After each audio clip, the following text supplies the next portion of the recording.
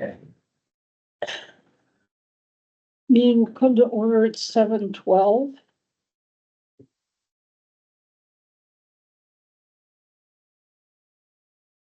right, she's gonna get it started as the, The first, I've already know I'm going to do. The first item of business is to reorganize, elect a chair and a vice chair. But first of all, I want to thank Mike Dean for all he did for us for all those years. He was an excellent chair and he knows the law so thoroughly. And he ran really good meetings. And I've spoken to him and he said he would be willing to be another alternate if the board wants him to do it. And then, hi, Tim. Glad you're here. Been a while. And you're Ms. Adams. My name is Susan Brown and I've been the Madeline and I have alternated vice chair. Maybe could you tell us a little bit about yourself? Yes, I've lived in Enfield for 11 years now, my husband and 2 children. I come here on the tails of working for the city of Lebanon for their planning and development department. So I'm excited to do some bit of what I do there here for my community. It's a good group. I can see Do a that. good job. Okay, we need a chair. And the floor is open for nominations. I'd like to nominate Dan Regan for chair. Are you willing to do it? yes, I'd be willing to do it. Are there other nominations? Okay, floor is open. We need a. All those in favor? Second. Second the motion? I second the motion. Okay. All those in favor? Aye. Okay. Okay. Dan, you're the chair. That's too easy. Okay, thank you very much, everybody, for your confidence. I appreciate that. Obviously, this will be a new role. I'll make some mistakes. Please point them out, so that we don't get into any trouble. And we'll move forward. We need to now nominate a vice chair. I would, my style would be, I'd like to lean on this person, to do some things, that, such as keeping a running list of facts of the matter. Perhaps keeping an eye on the board to see if somebody, at home has a question. Kick me under the table every time something, might be, is going a little bit astray. So, I will open up the floor now to nominations for vice chair. Well, I'd like to stay on. Okay. It's a really hard job. This is the first time I've ever run a meeting here. Other discussion? Well, I'll second Susan throwing her hat in the ring as well. I'll second her. Okay, How's that? Thank you. all right. Discussion? Susan, while you have done admirable work, I think I will not be, putting my support behind you this year. And I will be nominating Bill if your motion doesn't go forward. And it's no disrespect to anything that you've done, That's fine. but just I want to be completely upfront. Other discussion? Can they? I don't know if it's, can I second Bill? Bill? You can't right now. You just I think we have to withdraw my vote. nomination and save time. I'm sorry, there were two things. What were you saying? I believe we have to vote on Susan before. We do have to vote on Susan. Yeah, finally. But Susan, you said you wanted to withdraw. Are you sure that's something you want to do? Well, I'd like to do it, but it's a really hard job, Bill. It's the prestige. So this time, are you withdrawing your nomination or would you like to keep? the Well, motion on the it doesn't matter. floor? Okay, in that case, we have a motion, we have a second. All in favor of Susan as vice chair, please say aye. Me. All of those opposed? Nay. Good. Okay. Okay, And Tiffany, that was a nay, Yep. okay. So I'd like to make a motion to nominate, excuse me, one of you go ahead, Tim, you started with this. Okay, sure, I'll nominate Bill Finger, to be head coach, I meant, off the vice chair. Wrong sport. Aye. I will second that motion. Any discussion? All those in favor say aye. Aye. All those opposed? The motion carries, 5-0. I humbly accept the position of vice chair. All right, thank you. Thank you.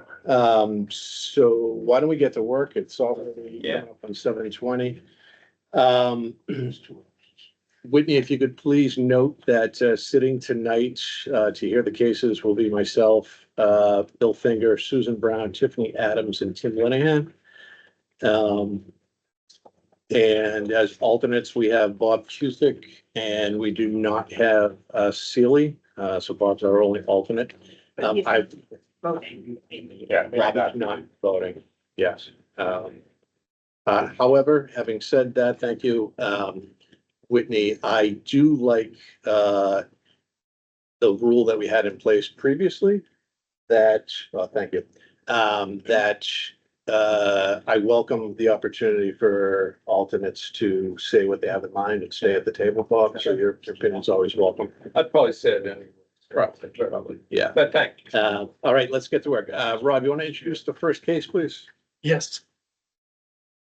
This is Enfield Land Use Case number Z 25-04-02. Copeland Block LLC, Jim Kelleher has applied for a special exception to the Enfield zoning ordinance for section 403.4, paragraph G, to allow for multi-family dwelling use. Subject properties at 56 Main Street, tax map 31, lot 28-1, and is 0.25 acres in size. It's located within the community business CB zoning district and is owned by Copeland Block LLC, Jim Keller. Jim Keller is here in front row, and I think Chris Ross is going to be represented. If you two guys want to come up and sit in the hot seats right up here, get some comfy seats for you. Hey, guys, who's Mr. Kelleher? Mr. Kelleher, hi. Nice to meet you. Good, and your name, sir? Christopher Ross. Chris. Yeah. Christopher, Chris or Christopher, either one's fine. Christopher Ross, gotcha. All right, guys, so, you've probably been to the zoning board before, but I just like to establish, the ground rules that, we are reviewing a special exception request for this particular parcel. Our judgment is based on the town zoning ordinances and a set of criteria for special exception. Our judgment is not a reflection of the applicant or anybody presenting. And I say that because any variance that is granted is tied to the parcel, not to the current owner. So this is not a reflection on you in any way, shape, or form. This is just our looking at your argument. And the responsibility of that argument does fall on you. So the one that has to say, here's the current zoning, here's why I'm looking for a special exception. And then we'll look at the case and we'll come to a decision after some debate and public input, and that sort of thing. Okay, so if you could please take a few minutes, describe the situation, describe the request, and present your argument. That would be greatly appreciated. Yeah. Absolutely. So we were in front of the planning board to do major site plan review for a change of use to mixed use building, multifamily, specifically transitioning current office space into rentable apartments. That was approved with a few conditions. So now we're coming here for the use. So Hey, Chris, I'm sorry, before you go. Yeah. What were the, you just mentioned a few conditions. What were the few conditions on the planning board? I don't have the formal ruling or statement. I don't know if Jim was mailed it yet either, but it was just to provide. I believe we're looking at providing one designation for handicap parking in the parking plan that we presented or the site plan that we presented. And I believe that is I it. think it was also obtaining the special section. Yeah, and upon, yeah, meeting with you folks to do the special exception for the use. So excuse me for 1 second, Rob, when the planning board looks at something and they come up with a decision and it might have some contingencies associated with it, how are we supposed to get that information?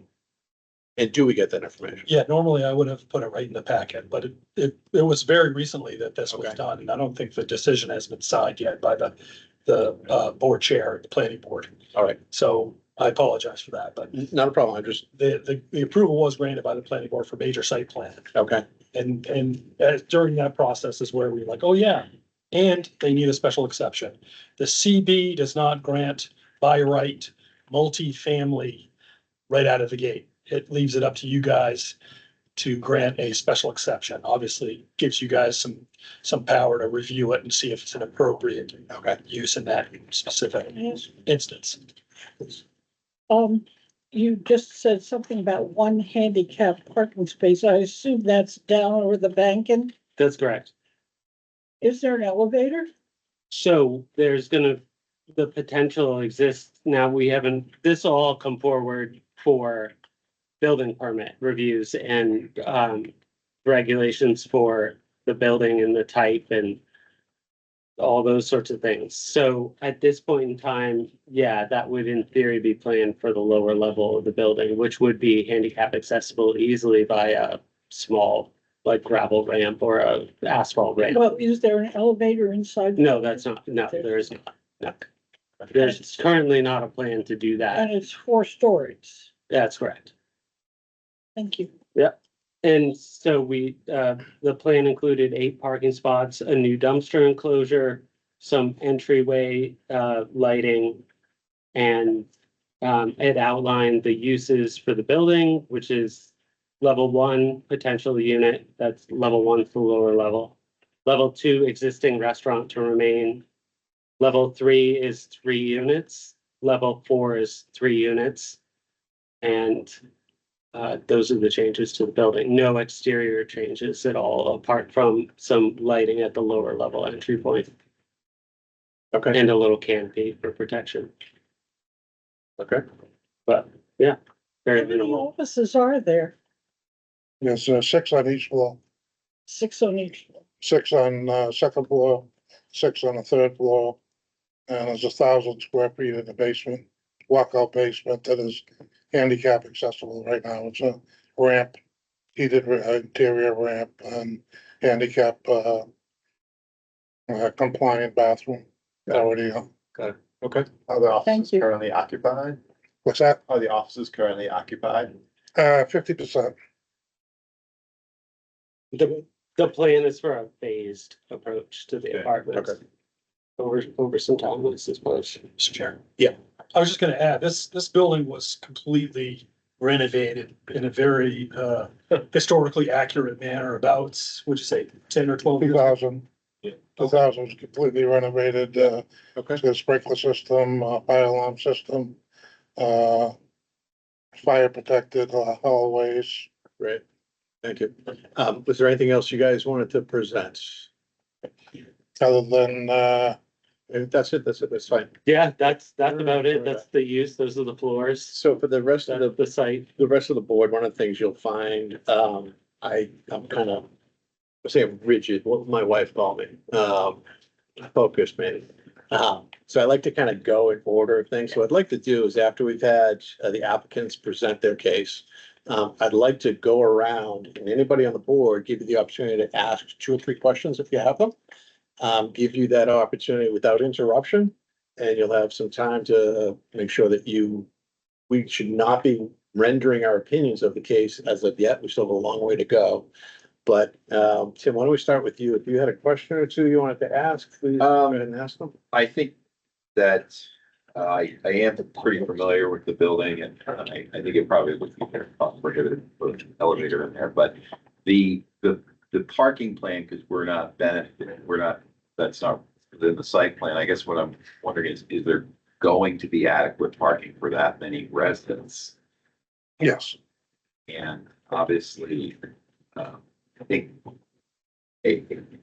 So you said it's 50% occupancy now. Is your thought that it would be full with, I mean, with, if it were converted to housing units, that it would be, Well, yeah, instead of 12 units, 12 individual offices, that'd be down to 6 one-bedroom apartments, and they'd be, which only require 1 parking space. yeah, and then your projection anyways, is that they would be full. Yes. Would be half empty. Correct. I don't know.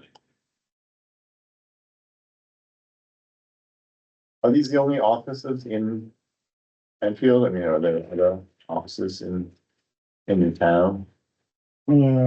Like, the Hewitt House has some offices on the first floor. I think Revision, What is it? I think Revision Energy has some or Yeah, had some or Revision. might be looking to lease some. The purpose of my question is just wondering what the impact is on commercial office space in Enfield. Yeah, since COVID, the commercial office space market is diminished. That makes sense. Tiffany, anything you got? I do, so just so I'm understanding, the basement level is an artist space currently, and that's staying or going? Right now, the basement space is occupied by Patty Castellini. She's a watercolor artist and teacher. She does watercolors and does printing. I have no intention of evicting her as long as she's there. So I have no intention of evicting anyone. Until they decide to leave. Right now, if I got approval, I could put in 3 apartments. So it's a phased approach, basically. There's another building down there over the bank and That's owned by Davidson. That's a 2-unit, 1-bedroom apartment, it's 2 apartments, right? 2 1-bedrooms, yes. So, and it's how will the parking, He has adequate parking space in front of that. He's got 20 feet out of that parking lot is dedicated to his building around it. so It's got that doesn't 10 affect feet. the parking Doesn't for affect my the, parking at all. thank you. Just for your information, the area of downtown between High Street and Oak Grove is a very special little section of our downtown. And in the zoning ordinance, there is no requirement for parking to be provided for commercial use. There is requirement for residential. So it's kind of a squishy thing there, if you think about it.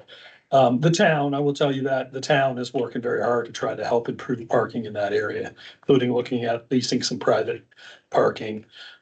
Jim has talked to a few of the private landowners there for, he has to provide 1 space per unit. But if it's a couple, they're gonna have to find another spot to park, and there are a few options there downtown for people to do that, including Kim Quirk. Revision Energy, formerly Revision, it's Energy Emporium is the name of her building, and it was basically redone to that name, so just to give you a little background. So across the street is municipal parking?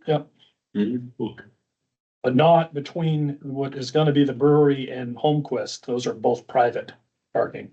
Ours is the one sort of between the bridge and what was the laundromat. There's a very small lot there of about 10 spaces. where I the didn't sign is. understand it, so the brewery owns up to the flag and Homequist owns on the other side of the flag? Yep.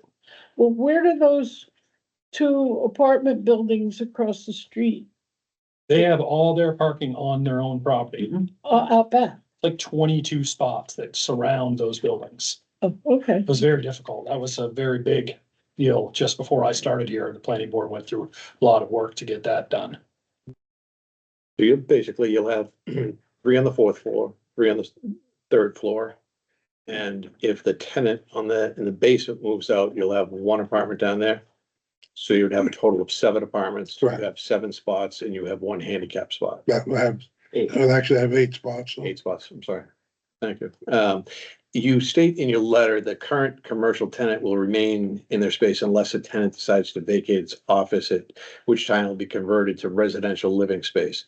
Are you referring to the basement, the 1st floor, or both? If No, the first floor is gonna stay restaurant. if Kitchen 56 at the end of their lease said they wanted to get out, To it stay as a it'll stay restaurant. to request. Yeah. Okay, I own all the furnishings in the restaurant. I own the kitchen, the bar and all the small wares and everything. So I'm certainly not gonna turn that into, and we hope Kitchen 56 never leaves. yeah, they seem to be doing well. Yeah, good, good, good. Tiffany, other questions? Issues, just so I'm understanding, when you're saying you're keeping on board the commercial tenants unless they choose to leave, are you talking about the folks who rent the offices? Right now, the tenants is an insurance agent. On the second floor. It has one office. The tattoo parlor has two offices. I have an office on the second floor. And on the third floor, we have the Enfield channel. It's got two offices. And Dory Fellows, who does eyelashes and hairdressing, is on the third floor. So we're seeking to change the use of the space, but the use of the space might not be changing. No, That's it. some will Some definitely will. change because there's vacant office space. So there's no certain number that will be turned into, So right now, it would be three. The max is 7. so you're asking the board though to change the use of potentially all of the space at some point, time uncertain. It'd be seven, yes. Okay. And. Yeah. Two questions. What is the price range that you're anticipating the rentals will go for? Are they gonna be workforce housing, middle, planning on renting to student doctors and nurses? So I think, I'm targeting, upscale, one bedroom apartments, custom kitchens, custom amenities and looking at the $2,000 a month range. Okay, so the other thing is, are you planning on if you get vacancies on, say you get 2 vacancies on the floor and you have 1 office, will you be able to convert the 2 without having the office vacated? Yes, So, okay, so you already have. I can- Yeah, you I can, can- okay, jockey around. yeah, okay. The current building it's basically a double loaded corridor. So it's a Yeah. central corridor, 2 central egress stairs, one at the front street side, one at the rear, with a corridor dead down the middle. So the apartments wouldn't, except for the top floor. But the apartments basically straddle north and south sides of the building, so there'll be, waterway side, river sides, and then also parking lot, street view sides. So it sets it up quite well for kind of a phased approach, given the egresses, the paths, the current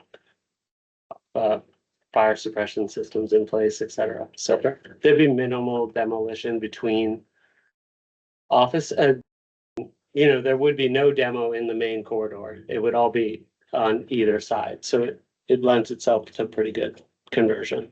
And there's also water and bathrooms in a bunch of the offices already on both floors. So it lends itself pretty well to that. Gotcha. Gotcha. Other questions? Anybody on the board? Jim? Are people willing to, Jim, are people willing to rent apartments without elevator access? I'm just curious. Well, initially I looked into putting an elevator. And you certainly can't put an elevator in the interior part of the building. So I looked at one, putting a 4-stop elevator from the parking lot, lower parking lot. Because it's a residential, it has to be a commercial approved elevator. And I'm looking at between $350,000 and $400,000. So Wow. then I happened to be talking with a local developer who bought the Newport Mill down on the river, down in the old Kruger Mill. Mhm. And he's converting that to to apartments. And, I asked them, I said, you put an elevator in there? He says, absolutely not.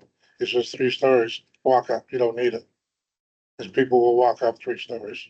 Oh, thank you. Young people. If there are no more questions from the board, we will shift gears to the open public comment period. Members of the public are invited to make any comments they wish. Each person will be given 2 minutes to voice their point of view. Comments should please be directed to the chair and not the applicant or other members of the public.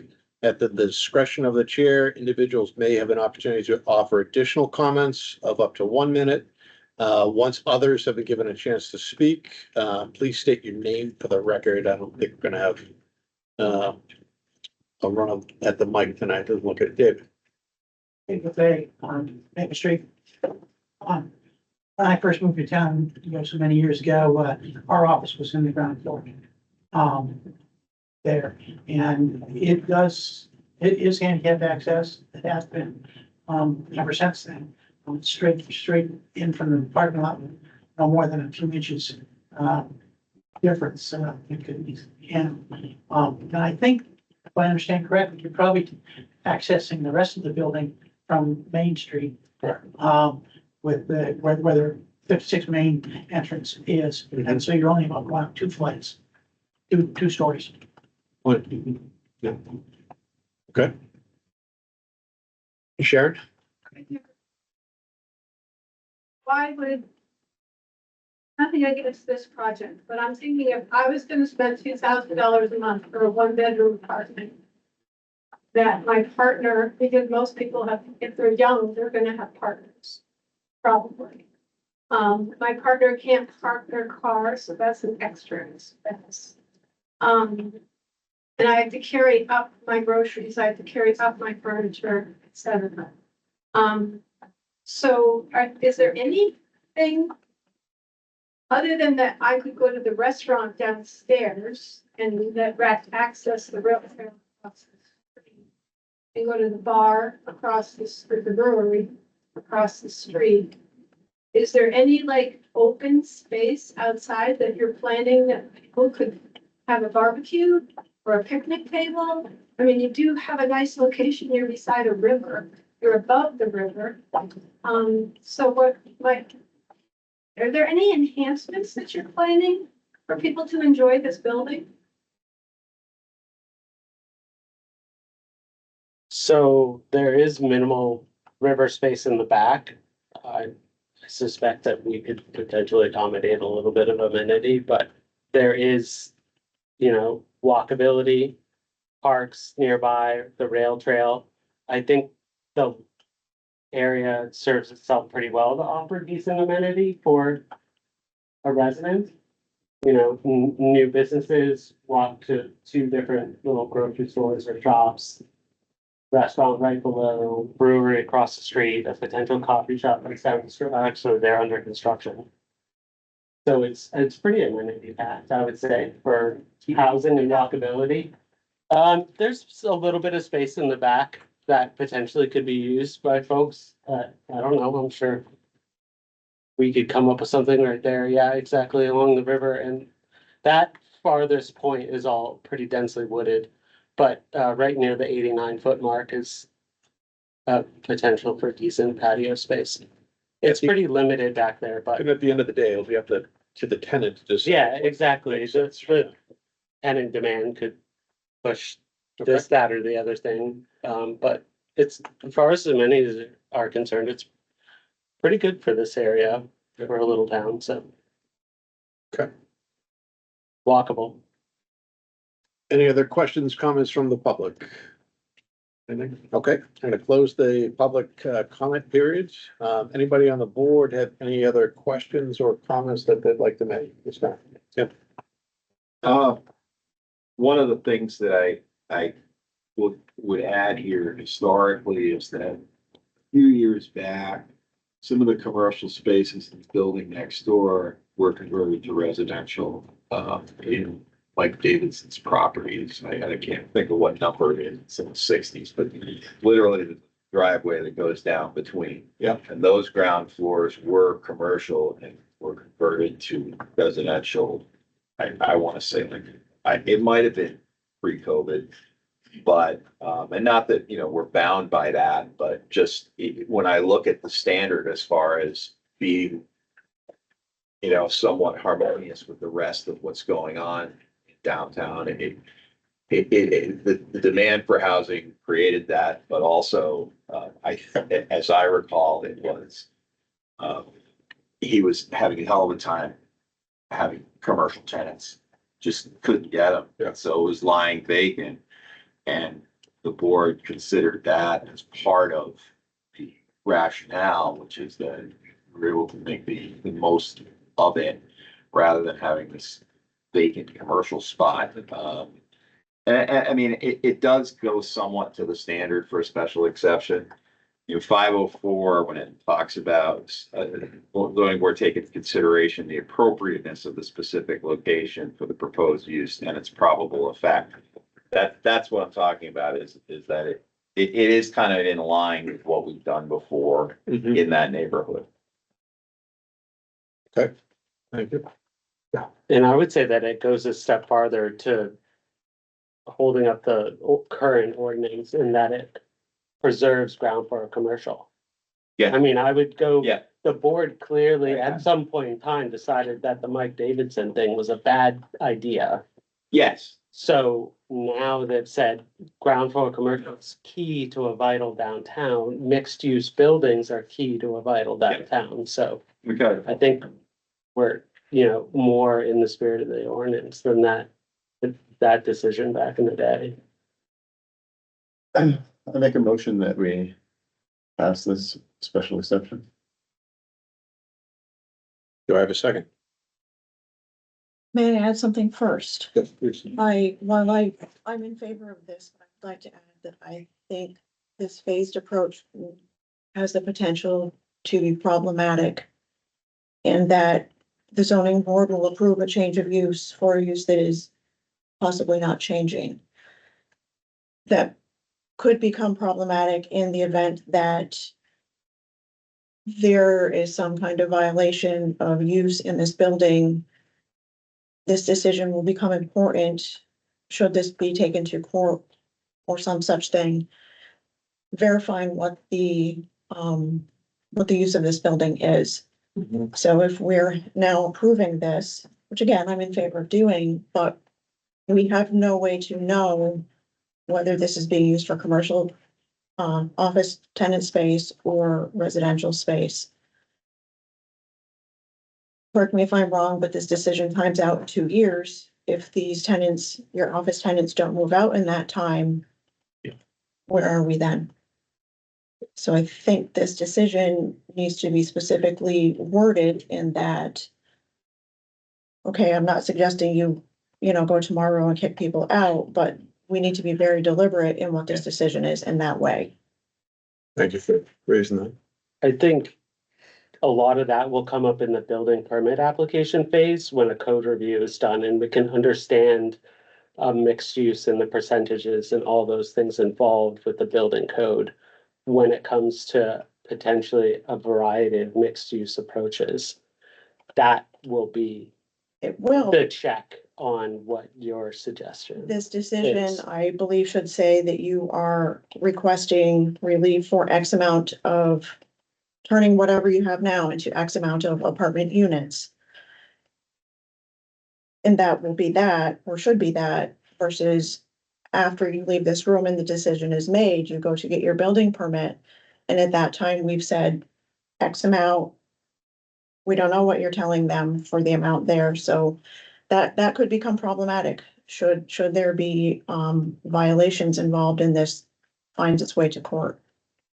That if we're approving, how many, 8? 8, And then you create, 7, sorry, 7. okay, The 8 for 7, parking spot. and you only end up creating 5, 6, however many fewer. So at that the, amount of time. so we'd have to do the ratio. At the time that the building permit is applied for, we would have to do the mixed use ratios and the floor area ratios and all that stuff. If we convert another, well, we gotta go back and get another building permit for the next phase. So at each phase will be checked by the ratios and the codes applicable at that point in time. The codes applicable when we do a building permit for 3 conversions, there'll be an analysis done and saying it's only 3 units being converted and it'll be applied for. If we have to, a year later, there's the opportunity to convert 2 more, that's a new ratio, that's a new application, that's a new code analysis. It has to be done that way. Like there's no way that like we would submit a building permit for 7 units and not knowing like how it's gonna go. That could stretch for years, and a building permit's only good for 12 months anyway. So we'd get checked again, especially being a commercial building, AHJ will be doing regular inspections. So I think that's where our ask is 7 units. Our due diligence is consistently applying the code regulations for the state of New Hampshire to each building permit application. And there potentially could be a lot. It will be a more costly endeavor on Jim to apply for numerous building permits, but if we phase it, it's the only way we can do it legally. Just, Does that address your concern? So, Ish, okay, that you're asking for some very specific relief here that you may or may not be using in any certain amount of time. Which, granted, you have the 2 years to use. yeah. I guess I just am wondering about the specific ask for the non-specific plan. The ask is 7 Right, yes, understood. and but a you restaurant. Are unsure of how many you will actually be creating. You are. Yes. You know it's gonna be 3 right now. 3 to But 7. when the other 4 happen, you don't know exactly. I think Tiffany's accurate. Yeah, I mean, I could sit here and tell you, I'm gonna do 7. And then leave here with approval and evict the people I told I'm not gonna evict. I certainly don't wanna be in that position. No, we're not looking for I'm that. not. We're not. The people who are there are loyal, Yeah. you know, tenants and, I've been upfront with, Scott Ivy. He's been there since the building was renovated. Told him I was going for it and he had nothing to worry about. I don't know how long he plans on staying there, but he's got a lucrative business there. 2 things. When was that building built? What's the date on that? 1899. So, yeah, okay. And the other thing is a general question, maybe for you, Rob. Does the state laws support mixed-use buildings more than it has in the past? I don't know if that's accurate, but our zoning supports mixed use as well. So, I know our zoning does. I was just wondering how the state feels about mixed use. Because what they say is what determines what we do in some ways. It's not affecting votes, it's just curious. I don't know the answer to that. Tiffany, do you have suggested language that would get you from I know you said you're for this and I appreciate your raising the issues, but do you have language that would suggest you would move you from an ish to yeah, okay, now I'm comfortable? Oh, how many do you know you're going to convert right away? Did I hear 3? It's gonna be three. 3 right up. It be appropriate to receive approval then for the 3 you know you're doing, and someday when you know you're doing the rest, you receive additional approval for those? If that will happen? You can put a condition on the motion, that's legal way to do some things. Yeah, I was thinking more something along the lines of, the zoning board of approval grants this special exception with the understanding that 3 of 7 units will be converted in the short term, with the remaining 4 being approved to convert at some point in the future. some point in the future, but not longer than 2 years. Yeah, that's what I was gonna say. But if he builds the three, he's made substantial progress. I know that's come up a bunch of that. No, but I like what the point there, which is with the proviso that the permissions are completed within the 2 years. I think that's probably their plan anyways, is to get it all done Would you within guys 2 be- years. Meet me halfway here. But what's that, get all 7 done? Yeah, so we approved the 3, we approved Right. the conversion to residential, with the understanding that 3 will be converted in the near term. And the remaining 4 will be converted within a 2-year timeframe. And I would just add that the other side of that is, if they aren't completed, aren't, they'll come then back- you come back Come with back, yeah, I another don't have a special problem, exception. That's all that Right. would mean. cause I don't wanna be forced into evicting anybody. No, I don't have a problem coming back and. Yeah, and we don't want to bring you back every time you convert anyone either, so, Yeah. yeah. Does that make sense to you? Bill's gonna wordsmith it. I mean, we're giving a special exception so that the property turns into a multifamily dwelling, right? Yeah. So what does that have to do with the number of apartments that are located in the building? Either it's multifamily or it's not. It seems like a binary thing to me. Because it won't be immediate, it'll be mixed use, since at Tiffany's point. I mean, our special exception, if it's not fully deployed, is that an appropriate term, within 2 years becomes stale? That's the problem, is that the permission is only, realistically, if we limit the decision and make it clear that at 2 years, if you've completed 5 and not 7 and you want 2 more, you would have to come back for another special exception. I think that's really where it is that there's a time limit on the use. If we give you a variance, we give you a special exception and you sleep on it. Only partially using. Yeah, well, you don't use it to the full extent.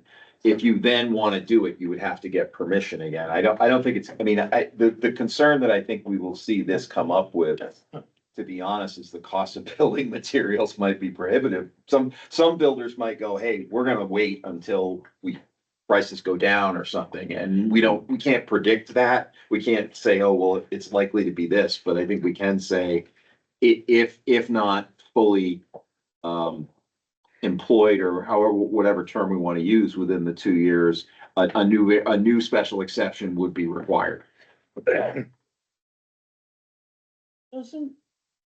If we grant a special exception at the end of 2 years, it disappears.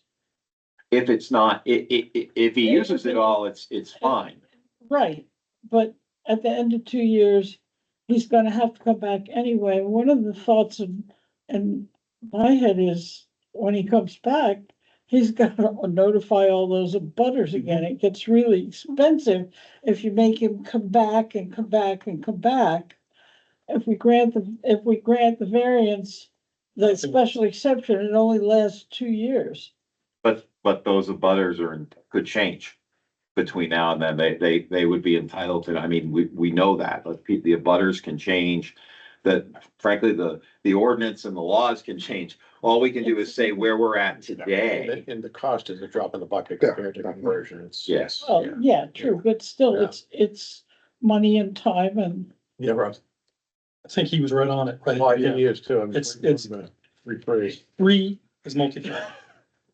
3 is multifamily, and once you've established that use, he could change it around. Instead of 7 1-bedrooms, he could have 2 3-bedrooms. He could do all that infinite You're right. configuration. My preference is to be flexible with him. I don't want him to have to kick people out.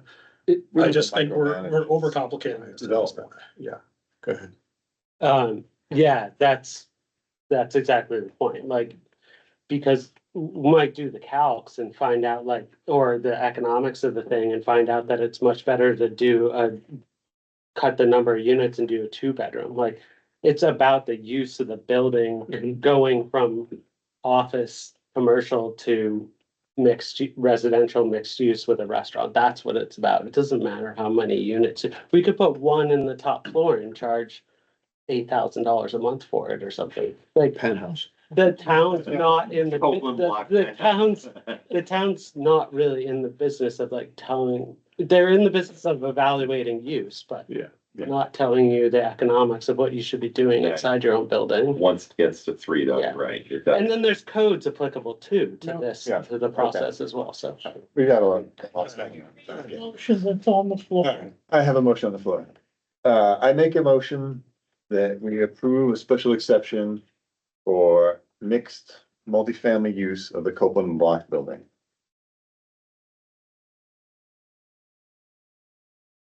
I would second that motion. You want more wording? I, So discussion, we have a motion, we have a second. I would like to add something that, if, the building is not converted as presented within 2 years, applicant needs to. That isn't automatic as part of the. that's all about, you don't have to put that on. Well, there'll be some parts that won't be converted and some that won't. That doesn't matter. I mean, it sounds like the special exception expires in 2 years, so they have 2 years to make the most of it. Yeah. And then if they don't finish. I think that part of what makes it unnecessary is the fact that they have said they're gonna do three right now. And that gets you over the hump of the mixed use. Multifamily, mixed use, because you're immediately gonna do three, because I assume it's profitable. I mean, and so once you're there, whether they have to do three as presented to us. And if they do more than that, or run out of money, or somebody decides to live there and be the housing manager and wants a 2-bedroom, it doesn't change what we approve, really. We're approving it to be used for 3 or greater is what we're doing. Can you read it again, Bill? Your motion, Mark? Please. I make a motion to approve a special exception for mixed use multifamily dwelling in the Copeland Block. I second Need a it. second? Okay, further discussion? Let's vote. All in favor, say aye. Aye. All opposed? Motion passes. You have your special exception, 5-0. Good discussion. Thank you all. All these includes myself. Okay, Brittany, Susan is going to recuse herself from the next case. You're up. Mr. Cusick, will you be willing to step up? Sure. Thank you.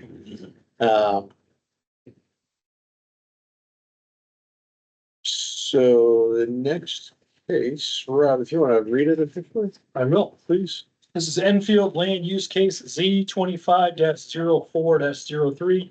Kelleher Construction Incorporated has applied for a special exception to the Enfield zoning ordinance per section 403.4, paragraph G, to allow for multifamily dwelling use. Also requested is a variance to Enfield zoning ordinance, section 401.4, paragraph Q, to allow for setback intrusion to the Maxcoma River. Subject property is at 00 Pillsbury Street, tax map 34, lot 58, and is 0.8 acres in size. It's located within the community business CB zoning district and is owned by Kelleher Construction, Jim Keller. So they're not going anywhere. They're sitting right here. Yep. So guys, we have a special exception, and then we have a variance. Can we take these one at a time, please, or both? Let's start with the special exception. And if you could please present your case on the special exception. And all the things that I said previously, still apply. So the floor is yours. I'm gonna bring up the map for you guys and I'll share it with people online as well. Set it there. It's lot 58 right there.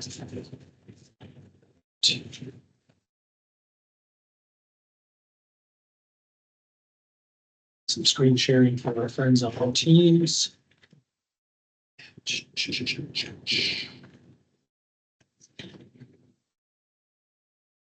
So you guys can see, just to familiarize you guys, this is Baltic Street. The old Baltic Mill is up in this vicinity. This goes out to, here where Casano's, 18 Hands, 20 Hands, Mickey's is on 4. This is the Carl Patton Bridge right here. Comes across to, this is Union Street going up by the fire station. Here's the rail trail. This is Pillsbury, and this is Shed Street right here. These are the 2 lots that the town owns where the former public works facility was. So the lot in question is here. You can see remnants of the former, there was another dam at one time right there on the river. And Jim has some pictures that we'll pass around, that there was a mill that sat right about there about, I don't know, 75, 80 years ago. Jim, what do you think? Even longer. Pass these around. Okay. As you can Yeah, start up whenever you're ready. So on this lot here, there used to be the American Woolen Mill Company's yarn factory. It was a 3-story building that was over 20,000 gross square foot. The footprint was like 6,700 square feet or floor. It was located right about where the 58 is there. There's an existing driveway you can just see and curb cut in the middle of the lot there. And then, yeah, right in the center was the mill. It had 2 like small structures on the ends, one a fire tower and dam structure with the turbines and everything, and then some sort of boiler room on the east side. The image that we sent is around is a picture of the old mill that was there, and then the railroad map showing it was an old Sanborn map, so fire insurance was Sanborn was a company that did fire insurance in the US, and they did thorough documentation across the US because fires were such a major issue. So that map I think you have is from 1912. The pictures probably from around then, maybe a little bit later. And so just talking about the special exception at right at the moment, it's a use that's listed to get a special exception in the community business district. That's where this is. Obviously, we've covered some bases already. We need more housing in town. Townhomes are proposed for this lot. Townhomes are a much needed building typology in town. There's very few, if any. You could sort of argue that Shaker Landings, that's townhomes, and then you also have at the south end of the lake, Lakeview condos is also, you could argue that's about a townhome typology as well. But there's been very little of this type built in the town, so the proposal is for 4. Contextually, it's a great lot with excellent access to walking trails, neighborhood streets, and it abuts an area where the town has already said or tried out some new housing zoning language. Shed Street was designated a special district. The proposed project for this lot on Pillsbury is very much in keeping with some of the ordinance regulations adopted at Pillsbury, adopted at Shed Street, sorry. It's a vacant lot right now. It's actually kind of dangerous. The foundation is not filled in. There's a lot of huge granite boulders and debris everywhere. It definitely needs revitalization and cleanup.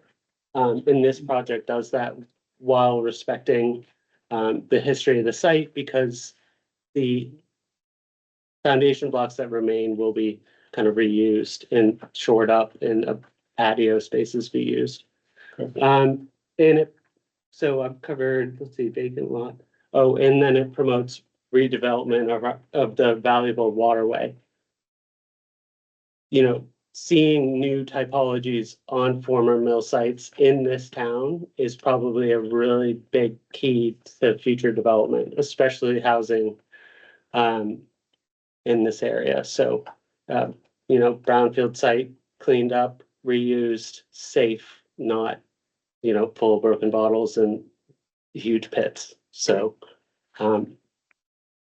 it, you know, that's my argument for the special exception for this particular lot. It puts it in value instead of blight. Okay.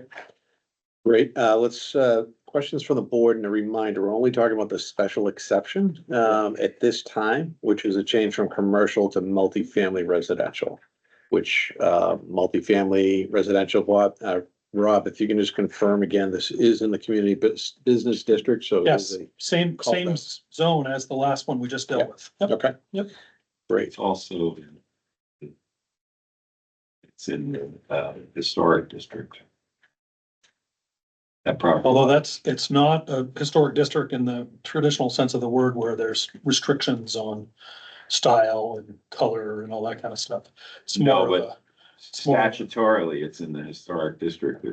As the town defines it, it's actually on our webpage as being in the historic district. How does that impact zoning ordinances and Now, our consideration? Kind of doesn't, but to some extent, but it does go to the overall character. There was a barn there once and, you know, Okay. that got torn down and they should have gotten permission before doing that. But, I guess one of the, and maybe it's in the packet and I didn't see it, how many stories are these townhouses? 2-story. So somewhat similar to what's up at Anderson Hill and. Yeah. Those, I don't know, it's not Anderson Hill, It'd be it's the that same. area. Basically, be, looking like the new apartments on Main Street. Okay, like the place across from Georgia, Same height, yeah. same kind of thing. And that's only just so I can envision how it fits in the rest of the thing. I don't have any other questions, Bob. I jumped your, you're. That's okay. Tim, there's a picture there. Yeah, I just didn't see it. Okay. Tiffany, questions?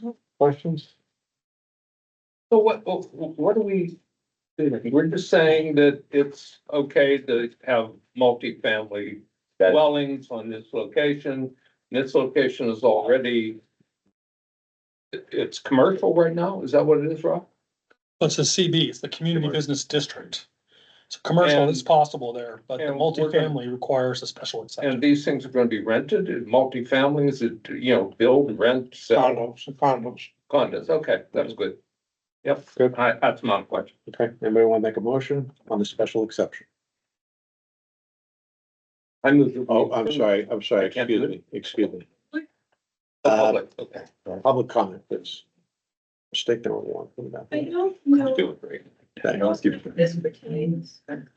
Rob, can you bring up, tax map 34? You'll see this lot on that, for the town website. One of the questions that I had, I'm not against this development per se, but it looks like what I'm looking at, you can't see this too well. What I'm looking at is that the property is right where my finger is. And I'm looking at all these hash marks. And I'm wondering, is this marshland or wetland that comes through here from the Mascoma River? That's on our tax map? And is that a consideration for these buildings? So here, hold on a second. Are you looking at, is that flood? I don't know what those marks mean. I just see them and that's what I'm asking you. Wet right now, but that's probably seasonal. If you could bring that up. Well, it's all through here. Yeah, no, I know, That, I just activated a layer there showing flood. so a piece of it's in the floodplain. Yeah, that portion of the property is pretty low, Yeah. but then it rises up. So I'm not against the project per se, but I just don't want people to be flooded out or for there to be a problem there. Thanks, Sharon. Well, it just bears asking the question. David? David Fayette, Maple Street. What are the setbacks from both the river, water not, and from the rail trail? In that area, how much is really left in that fairly narrow lot? The variances will cover the setbacks. Yeah. That's the second part of the meeting. Can we Can't just stick to set back from the, State. we just stick to the special So exception? David, we're gonna do the special exception right now, which is what we're doing, and then we're gonna do the variance. And I think that's a great question, but it's more appropriate for the variance. Is that all right? We can hold that? Sure. Susan? Thank you. I'm up there I recused myself because I walk there every day. And it's a historic foundation of Enfield's commercial past. And I find the lot very narrow to support residential development. Thank you. Anybody else have comments, questions, seconds? Okay, we're gonna close the public comment period. Does anybody else in the teams have anything? No. Any board members, any additional questions or comments? Anybody want to make a motion? Grant the special exception. I move that we grant special exception for the use of this property. Be commercial or to be residential, multifamily. Second, I'll second the motion for the special exception. we have a motion and a second on the floor. All in favor, say aye. Aye. Aye. All opposed? The special exception is granted. We will now move to the second part of this, which is the application for the variance. So if you could please present your case for that.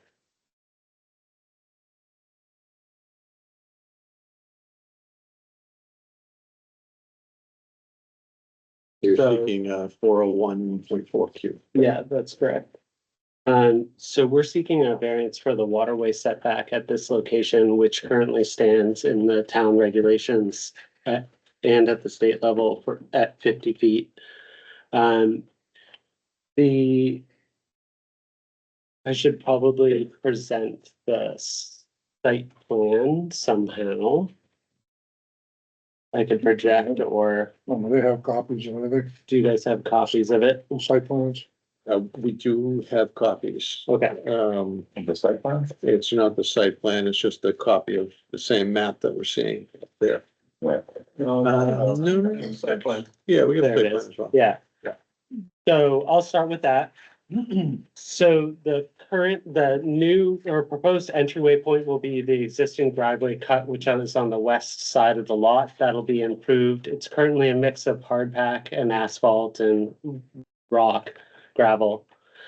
Then the driveway, which is for two-way traffic entering and exiting, so that's 24 feet. Will go all the way back to the eastern edge, just past the eastern edge of the current granite block foundation, which is still visible and still there. The granite block foundation is estimated to be only 1/2 of the original mill building site. The original mill would have been 110 by 60. What's there now is 110 along the riverway on the north side, and then another strip down the middle of that old building's footprint. So it's probably the center load bearing supports for the floor framing, which was, that mill was timber framed. So 30 feet is probably like the absolute max that it spanned previously without serious foundation works to support a building of that size. So that's what's there. The new 4 townhomes will be 38 by 120, so just a little bit wider.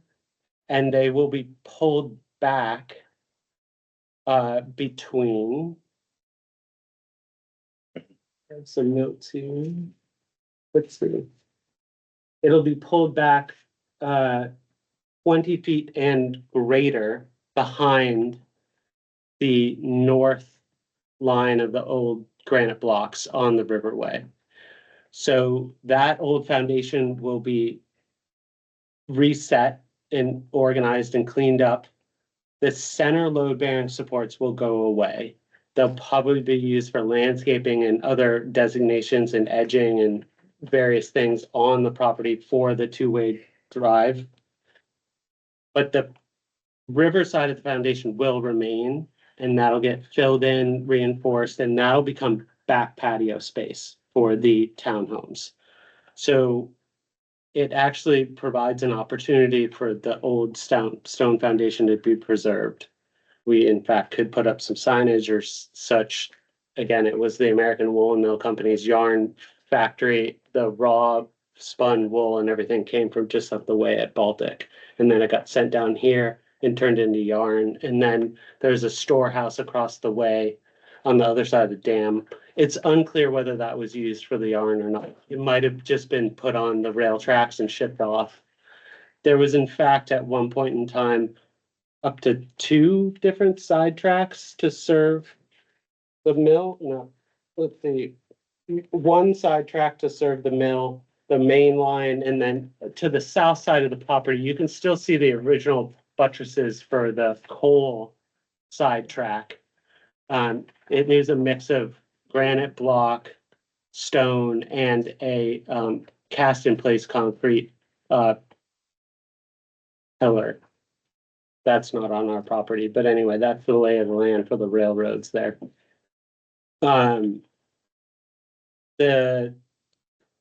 Then let's talk about the 50-foot setback. The 50-foot setback weaves its way through the approximate middle of the townhomes proposed. The townhomes, according to the flood map and such that we just pulled up, that's the rough one. There'll be more thorough documentation, with the state level requirements.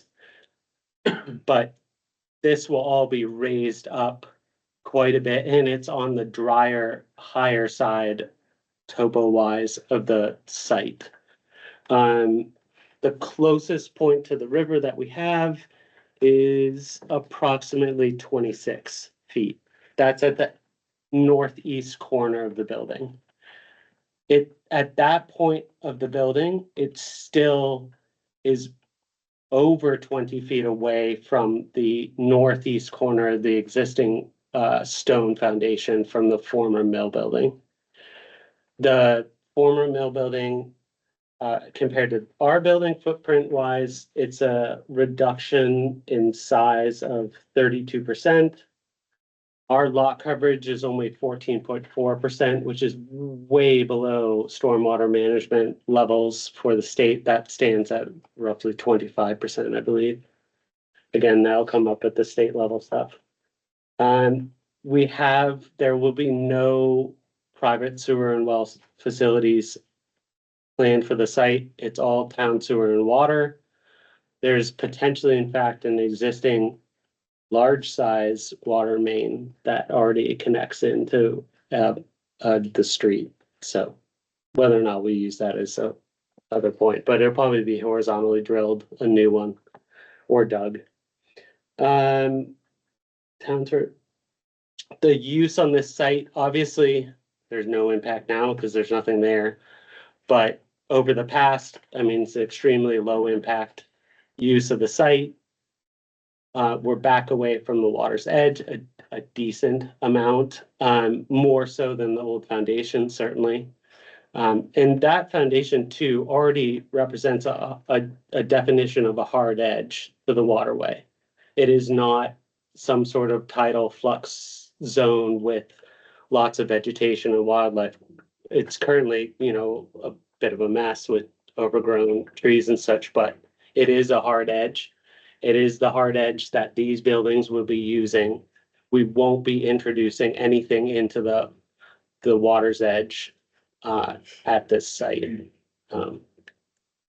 And again, let's get into the variance criteria here. So the public good is represented because it secures a dangerous site and makes it useful and productive to the town. The ordinance currently promotes housing opportunities, and a reuse of a site such as this is a creative and unique opportunity, especially with what's being presented and the preservation of a historic landmark. In part, yes, part of it is going away, but part of it has already gone away, but at least some of it's staying. The values of the surrounding area will not be negatively affected. Again, Shed Street established a special district that promotes denser, more unique housing solutions for the area. The proposed project for here is very much in keeping with that idea and will positively impact values in the surrounding area. You know, we obviously can't tell you that like the neighborhood will go up 10% or something, but it's certainly not a negative impact to have a nice new housing, reasonably scaled housing project on a vacant lot. To put the site into use as a community asset requires a unique approach to strictly enforce the setback would result in a hardship and continue the lot as a negative asset in the community. Yeah, I think that's all I have to add at this point in time. Great, well done, thank you. Yeah. Questions, thoughts? Bob, you wanna start? Yeah, I'm just wondering, I can't tell from here, how much of the buildings are actually going to be on the foundation currently there? Is there a lot, little? Yeah, very little across the what's remaining of the center support line for that prior building. I can No, give you, I'm I can saying- give you an exact Look, measurement. You have the foundation there, well, there. And I was just wondering, how is it going to be on the foundation? You said part of the foundation was going to be used for like a, you know, a place for the apartments to kind of hang out on. Only the partial west wall, Yeah, the okay, north wall, Okay. and the partial east wall. The current south wall right, of the old foundation will have to be removed okay, to make room for the new apartments. okay, We encroach onto the platform or footprint of that by about, it varies, but between 9 and 6 feet. okay. We had to like square it up to a lot line. The old building is sort of all cockeyed and can move around. Or the old granite blocks. So you're building 4 new townhomes, but there's, on your site plan, there's 5 parking spots, is that So appropriate amount of parking? we wanted to put it, so there's 1-car garage in each one. And by the zoning reg, you're at 1.25 per unit. So we provided some guest spots. It's more than we need, but I see, that's what we did. So we'd only need legally 1 more, yeah, because there's 1 in the garage.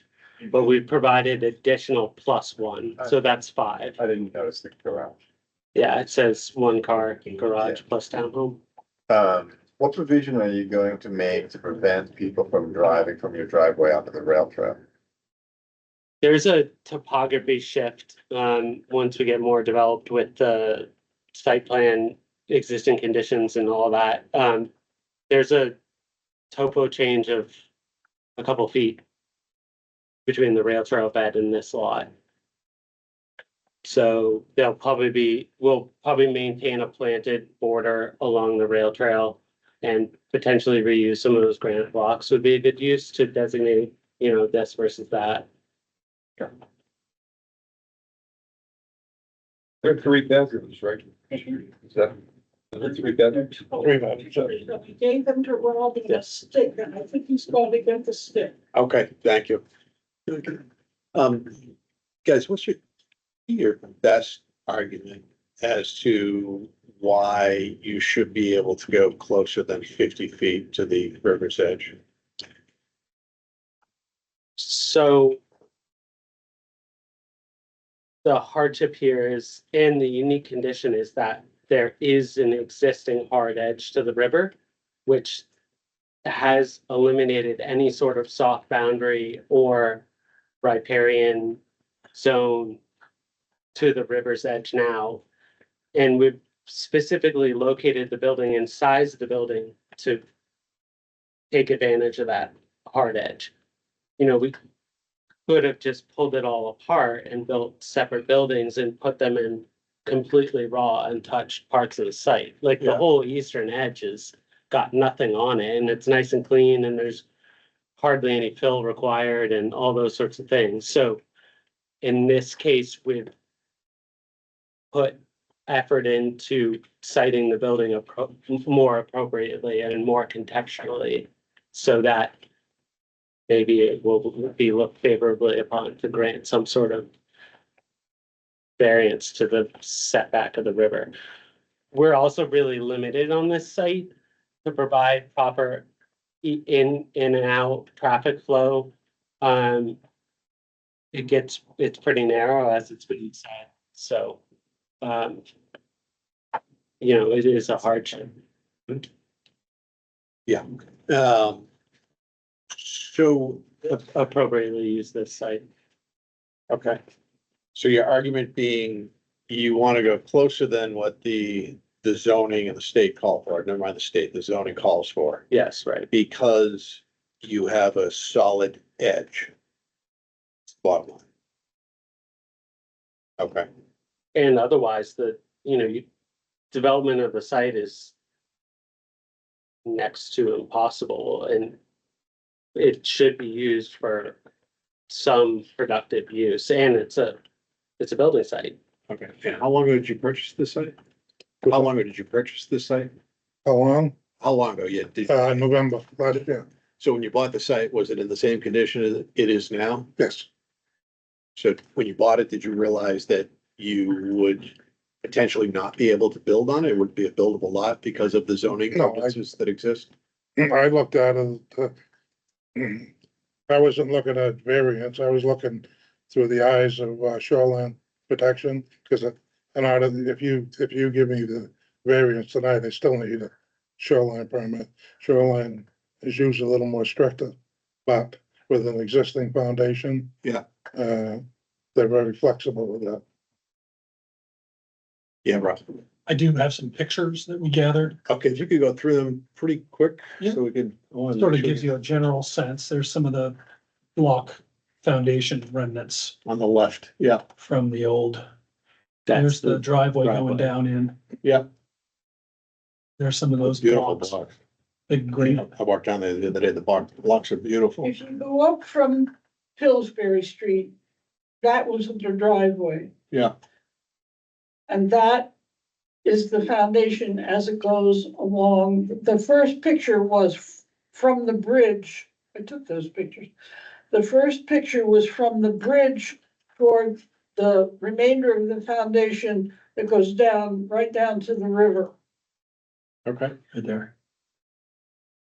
thank you, Susan. And that, and toward the, that's the driveway, not the rail trail. Yeah.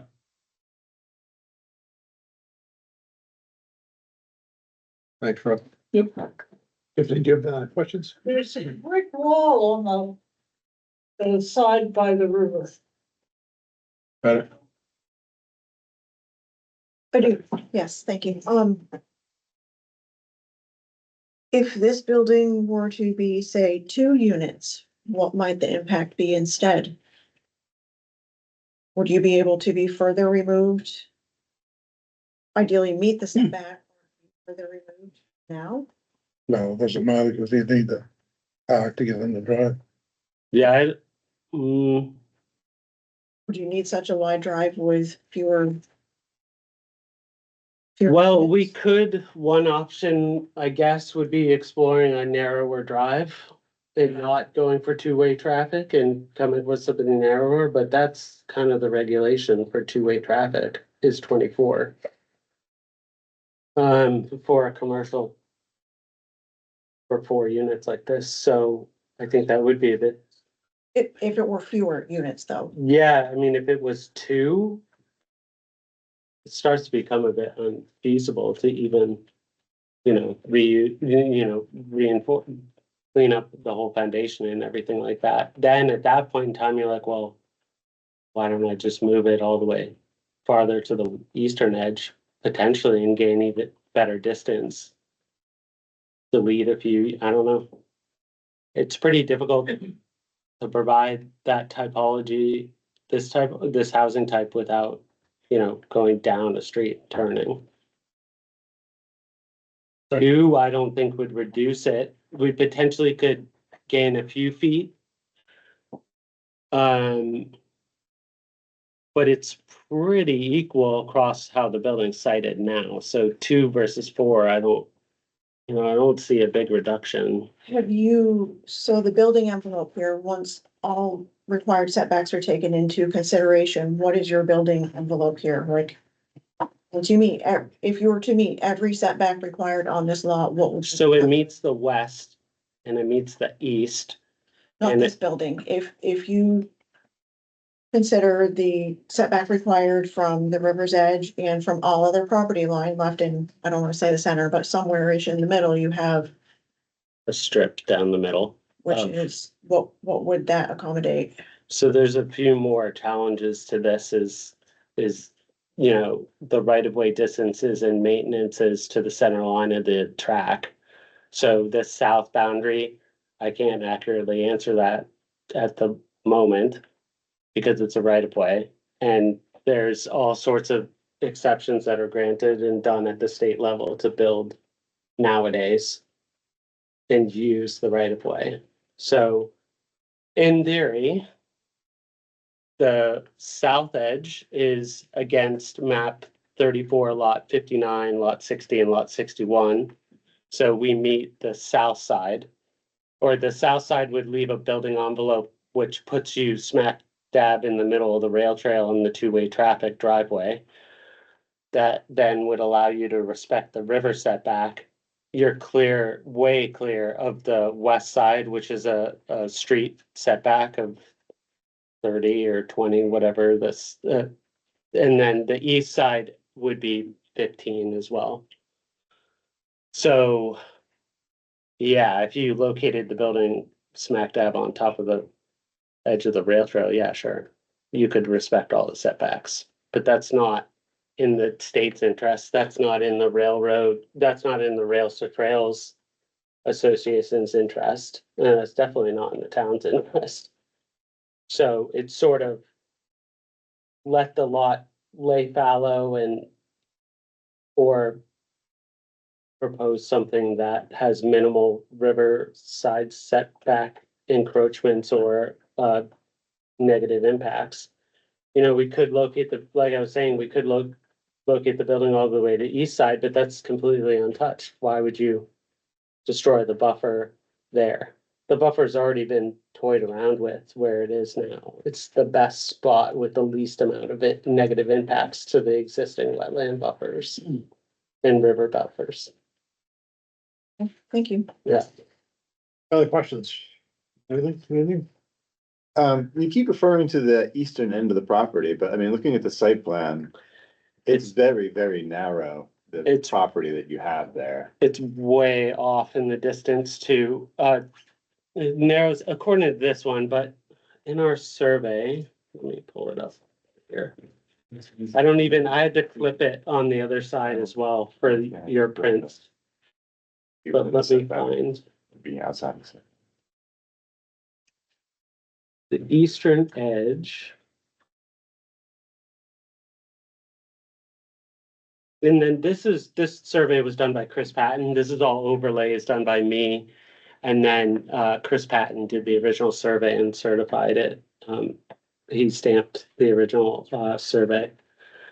The eastern edge, 579 feet is his determination from the western pin, which is beside the bridge abutment.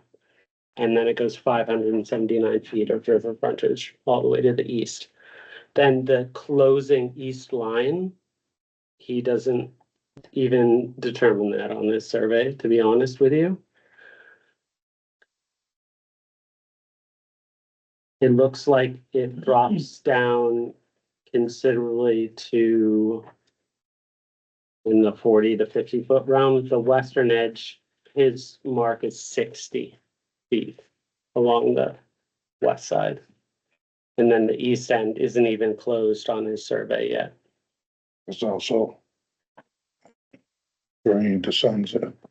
Oh, yeah, so the topography drops off a fair bit to the east. So, you know, we've done a bit of work to locate it at the high mark as well. But is that, I don't have a great answer for that eastern boundary. It's a long ways away from the building. I guess my point is that I think where you have it is like the only feasible location to build. You go back into, the historic pictures of the railroad map with when the dam was in place, it was only, I don't know, 20, 30 feet beyond the foundation where the river began. Yeah. Okay. You know, the thing is, if you look at this, it's substantially back from the edge of the foundation that's closest to the river. And, you know, it's almost like you could move the foundation back, you'd have the whole town, all the townhouses sitting basically on top of the foundation. So you're way back from where the foundation was close to the river whenever the mill was there. Yeah. It seems like a reasonable location. One of the things we need to take into consideration is, there is in ordinance 413, non-conforming lots and uses. And subpart 3 says if a lawful non-conforming use is abandoned, discontinued or destroyed for any reason for a continuous period of 1 year or more, any subsequent use shall be in conformity with the provisions of this ordinance. And that has been challenged in court and has withstood the challenge. So in my mind, what I'm thinking is regardless of where that previous foundation was, it doesn't really matter. Right. I don't want to start getting into our discussion just yet, but I think that's something we have to consider. Let's, if there are no more questions, let's go ahead. This is the floor. I mean, I'm gonna open up the public. Yeah, that's where I was gonna go next. Let's open it to the public for any comments or questions, please. Yes, now is the appropriate. Yes, please, David. So, what are the current, setbacks, for wetlands, the river, and the rail trail, in that area? The rail trail, right of way varies, quite a bit from place to place, from 20 feet from the center to, 10 feet from the center. I can answer that. Please. So it's 50 feet to the water. And then it's 30 feet to the street, or what we call a lot line contiguous to the street. And then it's 20 feet from any other lot boundary, which would be the, That's Rail trail. our, but that's not the state right away. that's the setback from the lines. So once you figure out where the railroad right of way ends, It's another 20 feet. or the lot line. Susan. The rail trail is one of Enfield's biggest and best assets. That's the first thing. The second thing is, it's a delight to see the kindergarten up there visiting that foundation. And they aren't the only people that does. That's a historic place. And to turn that historic foundation into a patio, and students would have said, doesn't that rot your socks? I just, it's so narrow there, and you can see on the map that the Shed Street development on the other side of the rail trail is gonna put in how many apartments, Rob?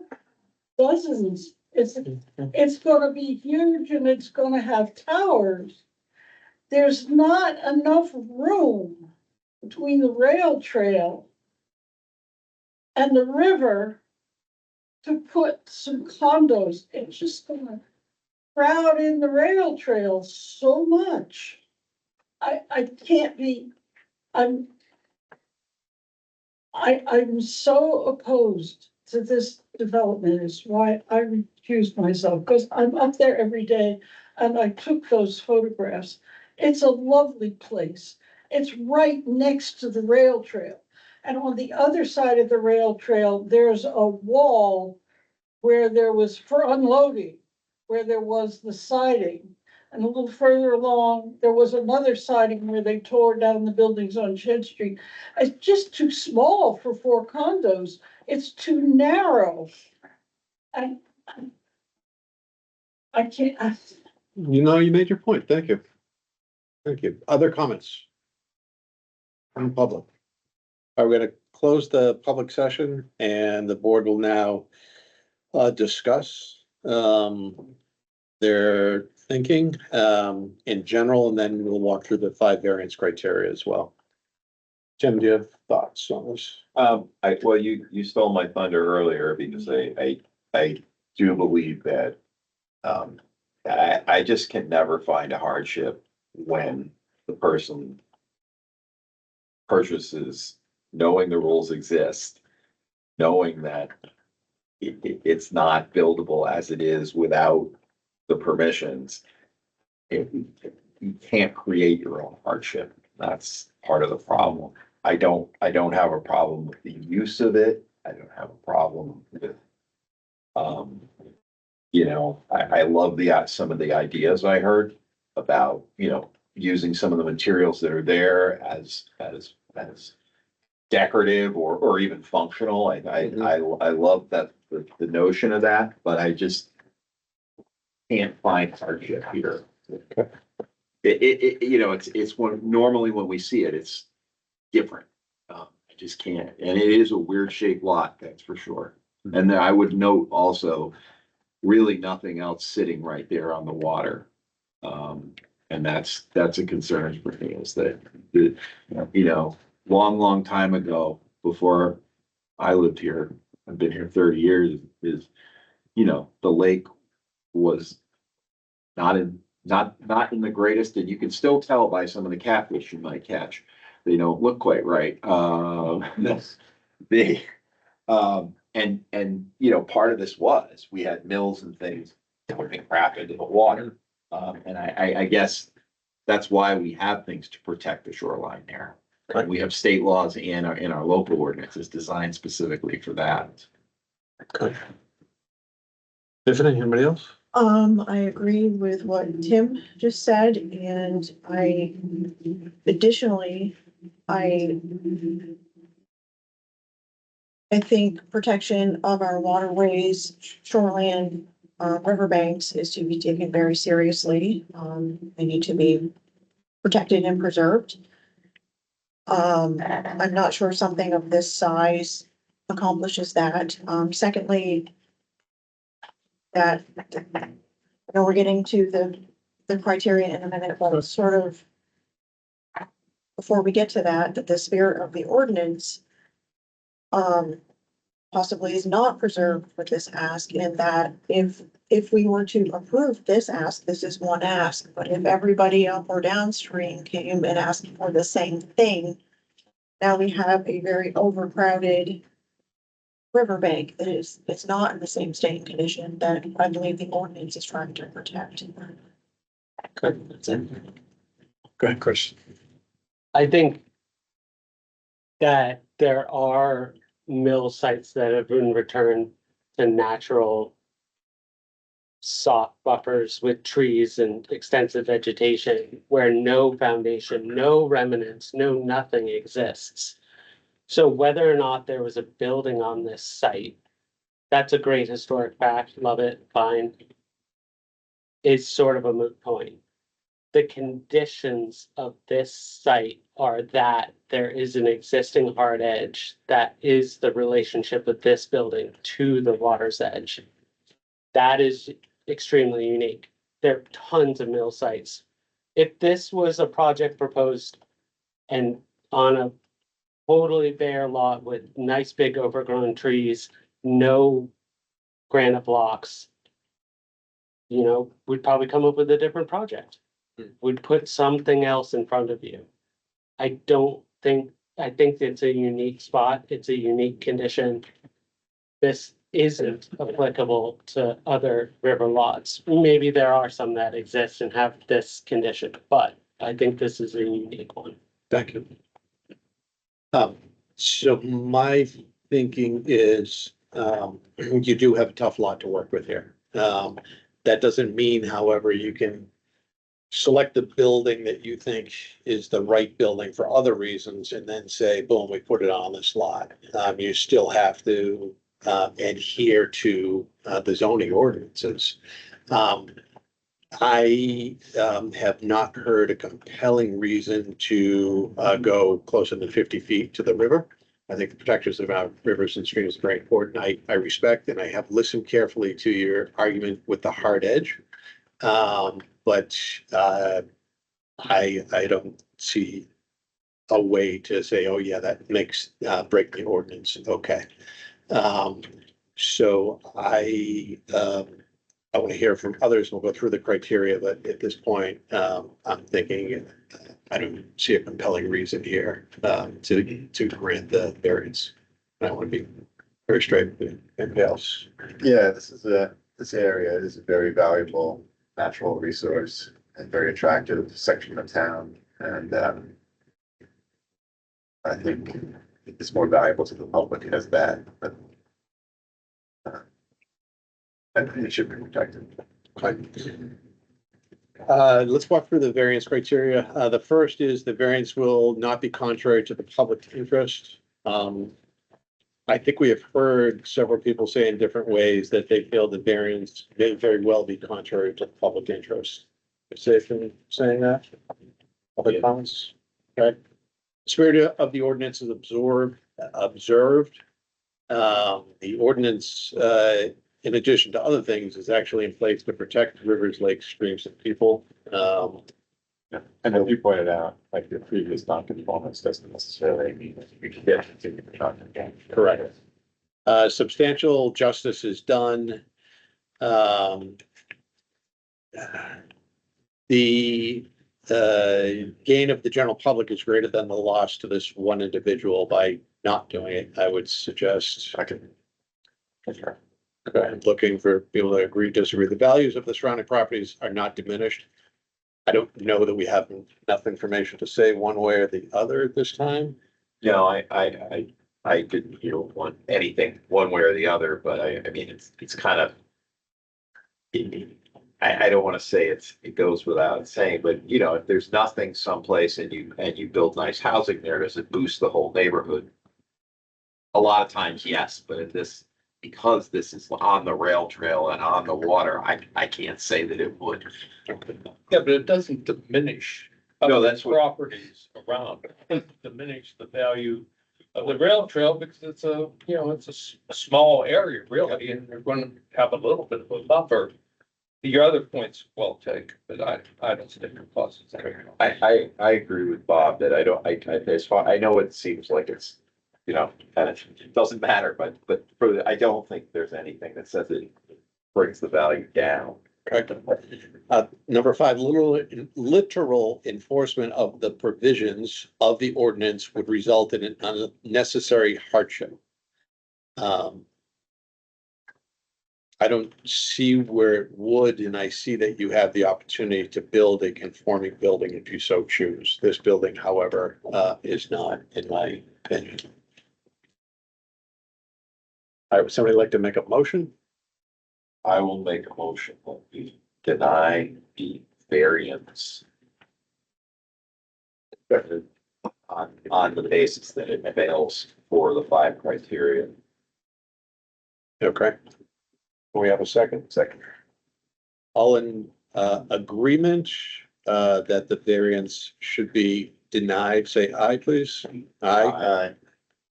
All opposed to that? Okay. Brittany? Okay. The variance is denied 4-1. It is denied due to the conversation that you heard. Specifically, I would point to the 5 variance criteria not meeting several of those. Thank you for your time. Thank you. Susan is coming back and Bob is gonna. Yeah, can we, just like 5 minutes at max, all right? If that's about 8 minutes of 9, let's, well before then, please.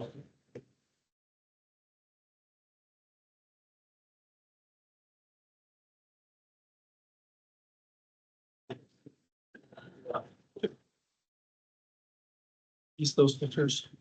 Yeah. Put them in the file. Any moves on that? Any moves on your? No, there were fewer here, but, you know, I don't know what's happened this week. It's funny, there was a guy from Louisiana that was, he was fishing right near our lots, and I said, oh, the loons are up today, and he says, oh, I hate them. I said, what's wrong? He says, oh, I said, down in Louisiana, we shoot them. I said, why? He said, because they eat fish. We kill everyone we can find. Seems like Louisiana may have enough fish to go around. No, they're Eat steak, people. I don't know what to tell you. They're such aggressive creatures too, though. They're very, very They- aggressive. They, Loons? Oh, yeah, they, super aggressive. well, they definitely, I've been right up on. Fight with each other, with Yeah. anything that, They've been right up next to the kayak with me and been, Oh, yeah, kind of letting me know. And it was the first time I was like, Jesus, that's a big creature. I had no idea, like, you don't, well, it's hard to 2/3 see. of it's underwater. Yeah, they're like a submarine, you know, like a conning towers and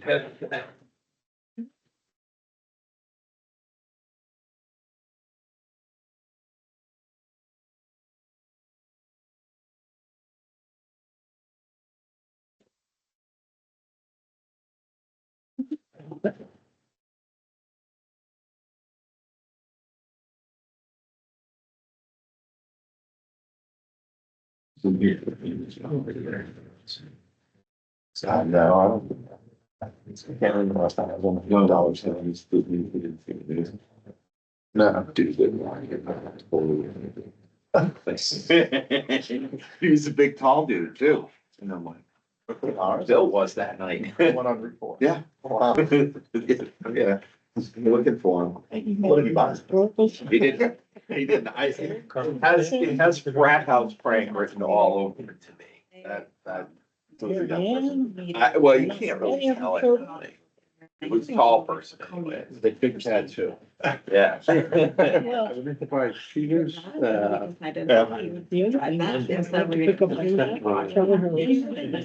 yes, I was.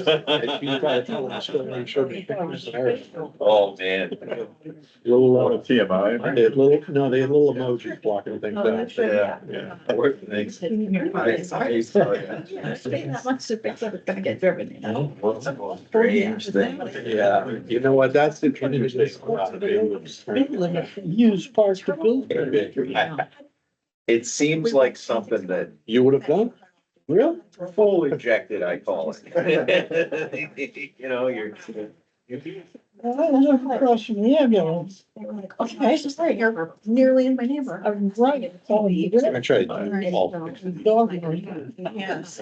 Yeah, I love porch and barks to everybody. He taught himself to bark. You have true dogs and just they do the same even though. But not. I just think that that's such a narrow piece of land. Justice. And that foundation. No, you don't. You don't. It's. Well, you don't need me to tell you that, but I'm just telling you. Yeah. To walk down. No, but it's- You know, a lot of it. Well, it's so nice. Shade Street, Otis Construction.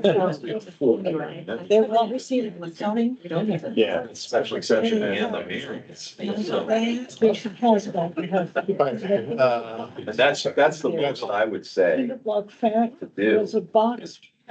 They A are, lot of here's houses. the rumbling about But they found They- it was born here though? wanting to eliminate No, I don't know yet. I don't think they have to ask us. that says zoning ordinance. Okay. I don't think. solar and stuff. There's, I mean, there's a lot of anti-solar Anti-solar? stuff rumbling. Yeah, as I look out my back window and go, look, it's the Death Star making my electricity for me. Hey, Rob, I'm gonna call the meeting back to order now at 9:58. Could you call the next case, please? 8:58. 8:58, sorry. It feels like it, doesn't it? Okay, this is Enfield Land Use Case Z 25-04-04. Enfield Brook LLC has applied for variances to the Enfield zoning ordinance, section 401.6, Route 4 zoning district, to allow for the construction of and use of new self-storage buildings in addition to existing self-storage buildings. Subject property is at 36 Lovejoy Brook Road, tax map 15, lot 5-1. It is 2.41 acres in size. It is located within the Route 4 zoning district and is owned by Enfield Brook LLC. And we've got a bunch of them here to come on up. While you guys are coming up, please note Susan is now seated and Bob is back to his alternate spot. Hey, guys. Hi, how are you? All right, give me your names. I'm Nick Aiken. This is my brother, Chris. Nick, Chris. This is Cindy. Person, Cindy. Gotcha. So, here's what, I thought we would do. There's 6 variances that, the 6 special exceptions that you're looking for here. Oh, it's variance. Variances. Yeah. Variances, I'm sorry, Yeah. variances, thank you. Yeah, there's 6 of them. So I want to try to do this as efficiently as possible. So my idea here, and if anybody strenuously objects, please let me know, is to have you present everything all at once. All right? Give us all of it. And then we're going to discuss it kind of at a macro level. And then we will look to vote on each of the 6 in succession. If at any time you feel as though, hey, you guys aren't really listening to us, we have more to say, and there's one particular issue you want to bring up more, you're more than welcome to do it. This is more important for you. You spend time and energy and money to be here. So we want to make sure that we're doing justice by you. But that's the thing. Are you all right with that? Yes. Yeah. Whatever works for you. Yeah. Okay, good. Go ahead. Great. So I'll give you some background on the site if that's okay, and I'll try to be quick. And then I'll turn it over to Cindy to kind of go through each of the variances. So we've owned the self-storage property, which is 5-1 on the map there, since 2007. And we built the 2 larger buildings on that lot 5-1 with sort of the brighter roofs. Yep, those 2. Yeah. Sort of over the years. And then in 2020, we purchased lot 5, which horseshoes around 5-1. And obviously at some point they were 1 lot. So we bought that lot from Bob LaCroix. And it came with the 12,000 square foot warehouse on the southern part of the parcel. Okay. The original plan for the site was to sort of continue those storage buildings from the north across what is now both parcels to the southern side of that 12,000 square foot building. So what we essentially like to do is bring that plan to fruition, which for us would mean constructing 3 single-story self-storage buildings. The first one would be about 6,000 feet between those 2 buildings, sort of right on the property line. The second one would be on the foundation of the existing 12,000 square foot building, and the third would be about 2,200 feet to where Rob is indicating there. The reason we have to tear down that existing 12,000 square foot building, unfortunately, is over the years codes have changed.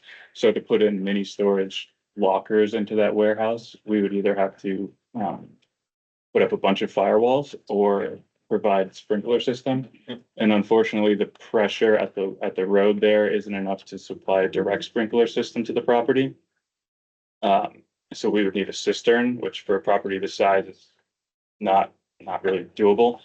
So it's sort of just more efficient to unfortunately take the building down, rebuild it with the firewalls incorporated into the design. So we're covered there. Hey, can you excuse me just one second? Sure. So there were not maps in our packets, but I asked Rob earlier today if he could provide them, so I have. So this is the old on the left, this is the new on the right, so I'm gonna pass them around just so you can see it. That's the one that tearing down, these are the three new ones they want to build. Can I ask you a question? Yeah, sure. Was that you're gonna tear down, was that where, LaCroix's had all those antique cars? So that's a hazmat site. Unfortunately, not, not in hazmat, but he did have cars in there, yes. He had a lot of antique cars in there and they Yeah. restored them and sold them. Yep. But it's not a hazmat site. No, we've had clean environmental. You're okay, so it's not hazmat. Yeah, we had an environmental study done when we purchased the property. So if you go to. So this was B, Six, so we yeah, that's the original one, it sorry. would go, If I'm speaking too quietly, I'm having a hearing issue, so if I'm too loud or too quiet, let me It's not know. you, it's this room. Okay. except for the. I have a- That's, yeah. Okay, yeah, You're good. Yeah. let me know. All right, keep going. So One step we have to pass it. So just to interrupt, this is the original. Oh no, this is right now. Yeah. This is what's existing now, and then if you flip down 2 pages. That's the original plan that Bob LaCroix had in 2003, Okay, which was approved by the town to build. that's both sites combined? Correct. Gotcha. Yeah, so what happened was in 2003, it was one property. 2007, I believe it was subdivided into 2. These folks purchased the middle one in, what'd you say, 2020? 2007, we purchased the middle 2007, one. they and then purchased the middle 2020, one. the- Gross talk of the grocery store there once. We were excited. We were pretty excited. Didn't happen. No, it was gonna outlet right next to us. Why did they subdivide? Their storage. So they wanted to sell us the storage and he kept his warehouse. Ah, I didn't So- know that was back there. And then he came, We get that a lot. what's preventing you from merging them again? I believe that is our eventual plan. We're gonna be at the mercy probably of banks and how they're treating mortgages and things, so that we'd like to say, yeah, we can do it, no problem, but we're not confident that's the case. Oh, interest rates are coming down anyways. And Cindy, I just figured out you're the civil Civil engineer. engineer, Gotcha. yeah, I'm sorry, Wilcoxon Bart. Okay, got it. Is there a market for more storage in this town? God, yeah. Of course. We hope so, but it's certainly a popular thing to be building, it seems, which, Because there's one at the other end of town. yeah. Okay, guys, keep going. So since we built the 2 buildings we built, obviously the reason we're here is the zoning has since changed and we're in the Route 4 district. And so we're hoping to get the list of variances that we supplied you guys. And Cindy will probably talk about this more specifically, but generally my understanding is the Route 4 district was to create, compact mixed use walkable development that's supported by the water and sewer on Route 4. And it calls for some height specifications, form specifications, as mostly on the primary building, and then parking regulations to kind of control where parking goes.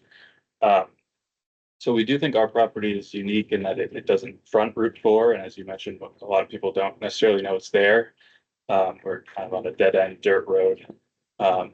The bridge that goes over it doesn't have any sidewalks, and I don't anticipate it ever would. We're pretty much surrounded by commercial uses. And we don't have sewer on site. So we think continuing storage use is a good use for the property. We don't think elements like 16-foot high building or some of the architectural things that's in the zoning would be of a benefit to the town, given not a lot of people drive on that road unless you're going to a storage facility, essentially.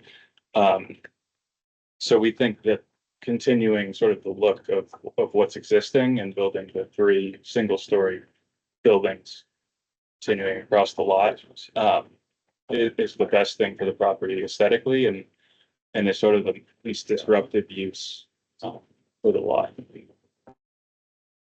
So I don't want to go too much further, but I'll throw it over to Cindy to maybe treat each one specifically. That's pretty good. Okay, thanks. Okay, so, can you flip back to the, I guess, our plan? That's existing, yeah, that'll work. So Lovejoy Brook Road is on the bottom of this plan. And these are the existing buildings here. The bridge, is just on the corner there, I believe, the bridge over Lovejoy Brook. Yeah. That was recently upgraded. The entrance to the site is, just to orient everybody, there's actually two. There's one right at the bottom part of where the proposed building is gonna go, and then there's a second exit off to the west. And That's the one with, it's kind of got an incline. Like, A little bit, Yeah. that's the existing. was where we used to keep the sports gear correctly. Yeah, yeah, sure.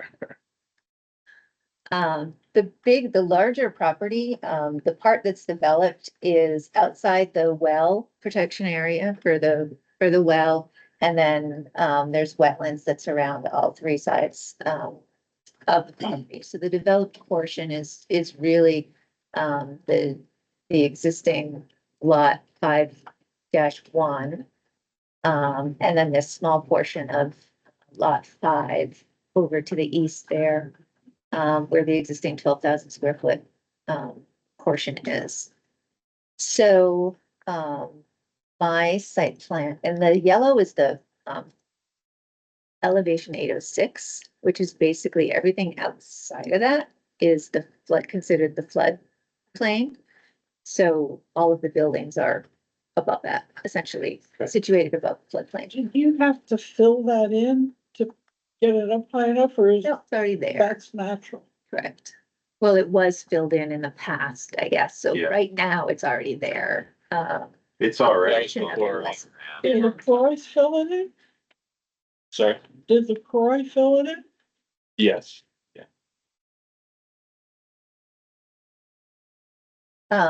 So Rob, if you can scroll to our site plan, which gives us a little, the other direction, I think is the first one. No, yep, first page. There we go. So the proposal, this middle building here is the 12,000 square foot building. The long skinny building on to the north is 6,400. 6,450, and then the little one on the bottom is 2,200. They're all proposed to be 1-story structures. And we have the elevations, the architectural elevations are on pages 2 and 3. So this is building F, which would be the larger building in the middle. What you see as and then E is the long building to the north, and then G is the short building to the south. So that's just to give you guys a little orientation of what we're proposing here. And then which side? The southern facades should be no, it's always the short facade. So how did we do these? I'm sorry, I'm just orienting for the architect, how he did it. The west elevation is the one that faces Lovejoy Brook. Yeah. Road. Okay. So on each of those, it's the west elevation that you'll see from the street. Okay, so if you can Yeah. scroll. Correct? Yeah. Okay, so if you can scroll back up, that would be helpful. Okay, perfect. We'll start talking there. All right. So is my understanding you want me to just go through all 6 variance requests? Yeah, The arguments are similar for. so let's start with the number 1, which is 401 C. Sure. And you are proposing to put building E within the 20-foot setback. Correct. How close to the property line are you proposing to put? Right on it. We are Right right on on it. Yep, that's correct. And the reason we're doing that is to allow for traffic flow sort of through and between the buildings to provide more of a setback between buildings than to have it along the lot line. So if you at some point were to sell the property to the left, if you will, of where you put that one right on the line, the other one that you own, would that diminish the value of that property? The buildings are still, the buildings themselves still meet the setback within each other. And again, there's discussion about whether or not they remove that lot line and make it all one lot, since they both own it. They own both of them. Oh, you just mentioned it. Why wouldn't you merge those two pieces of property to make it into one lot? Thanks. We would like to eventually, but we're currently they're owned technically by different entities. They have different loans, different mortgages. So I would love to say, yeah, no problem, we'll definitely do that, but when we've talked to the bank, but until they say for sure you can, or, we're not positive that that will happen. I think you have to go to the planning board to merge two lots, don't you? At least when I was chair of the Haverhill Planning Board, that's what we did. Is we went to the planning board, is that right, Tim? Yeah. We went Unless to you're the doing- planning if board you're to doing merge the online, lots, yes, it didn't you have to could do do it with here. Okay. anything but the deeds. So at some point you might go to the planning board and look to merge the two We've- lots. Because then if Allowed to, you merged, yeah. you wouldn't And- have to worry about those property That's right. lines. So right now, couldn't you just slide everything over by 15 feet? Like G looks like it has plenty of space. F then could slide over and E could slide over. Slide over in which direction? To the south. Yeah. Yeah, from this one.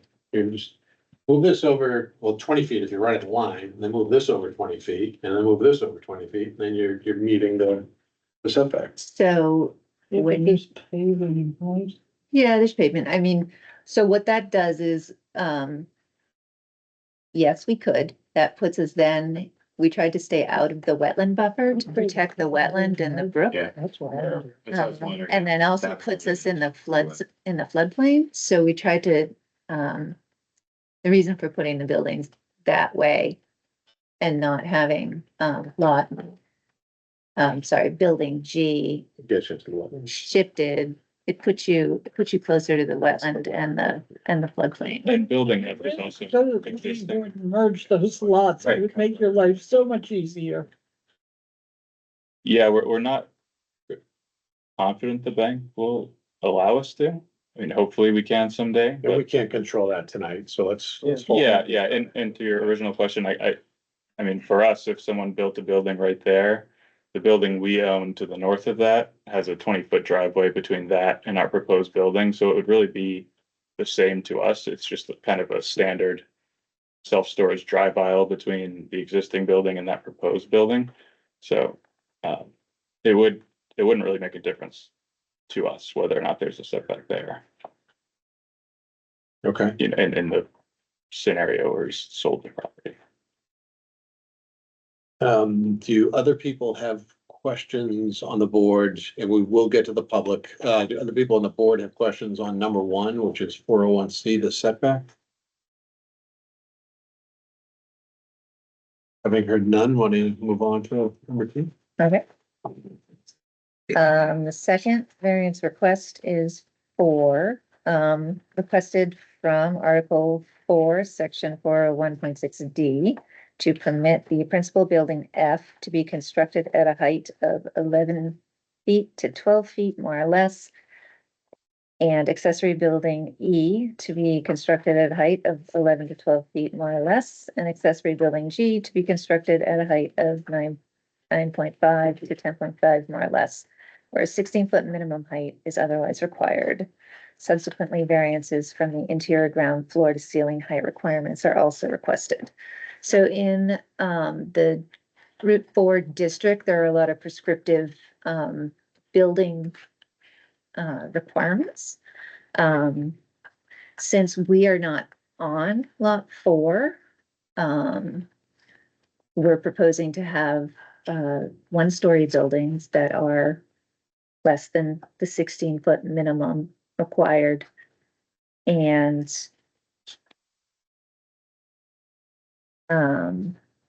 granting the variance will not alter the essential character of the town of Enfield and will not threaten the public health, safety, or welfare. The buildings on the adjacent lot are less than 16 feet high, and the neighboring property is owned by the same parent entity and is also a storage facility.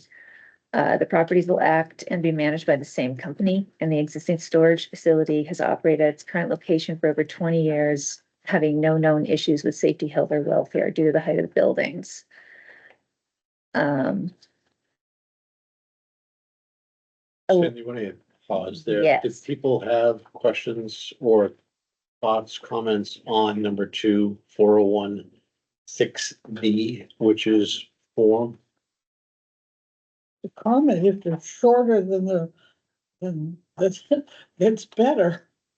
I mean, that's part of the reason people don't even know it's there.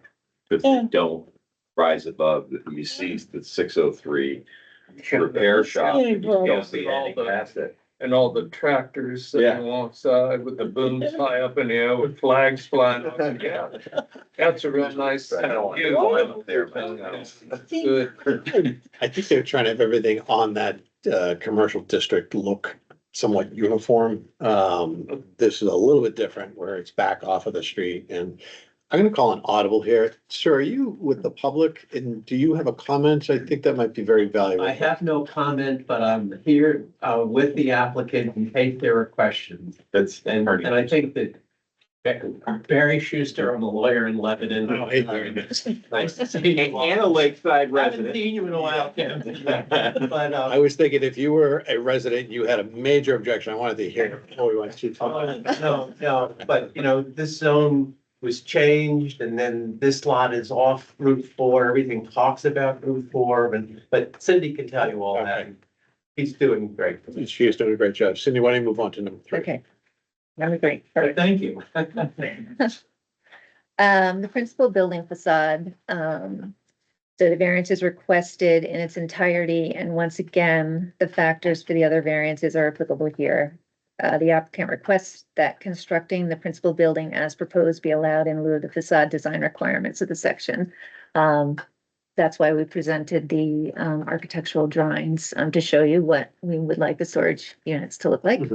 As opposed to following your building facade prescriptions within the zoning ordinance. Questions or comments on number 3? All the buildings gonna be the same, the new buildings the same as the old buildings? Very similar.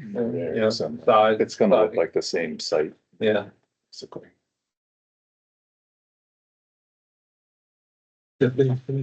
You know, that thing on the black, on the white one really helps me. It helps me too. I'm not that bright. Let's go to number 4. Okay, number 4 is pedestrian access. A variance is requested from Article 4, Section 401.6 in its entirety to waive the requirements for pedestrian access. And then there's several points under there. 7 points.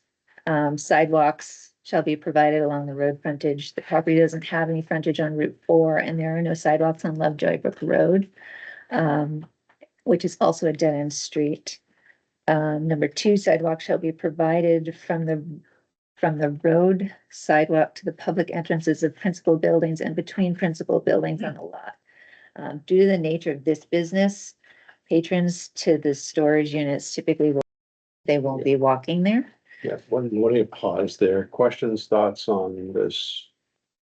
Why don't you move on to number 5? Perfect.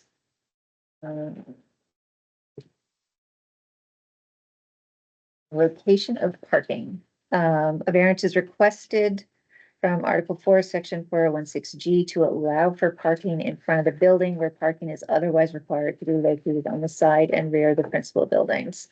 So we have proposed 4 spots on the front of the building, which is facing Lovejoy Brook Road. There's plenty of parking on the rest of the site. Typically, it's my understanding that people drive to the doors and park. We prefer not to have striped parking on the site for this reason. There's not.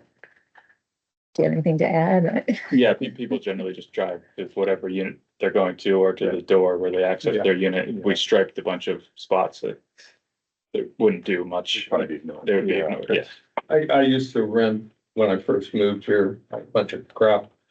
and I put it in the places and I never, ever, ever saw a car not being in front of a unit, Yeah. except I think LaCroix had part of that property that he parked some junk on, he put some of his cars on. Did you buy part of the property back on LaCroix? Yeah. When we first bought it, there, where the two buildings we built are, there was some like trailers and. Yeah.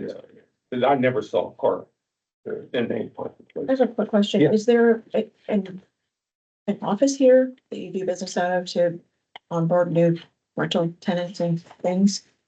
Currently, no. Are Well, I mean, it's, I guess, I'll technically have them. This, I guess, are you proposing to have one somewhere? Yeah, Let's go to. We'll have one, sort of, where those parking spots would be.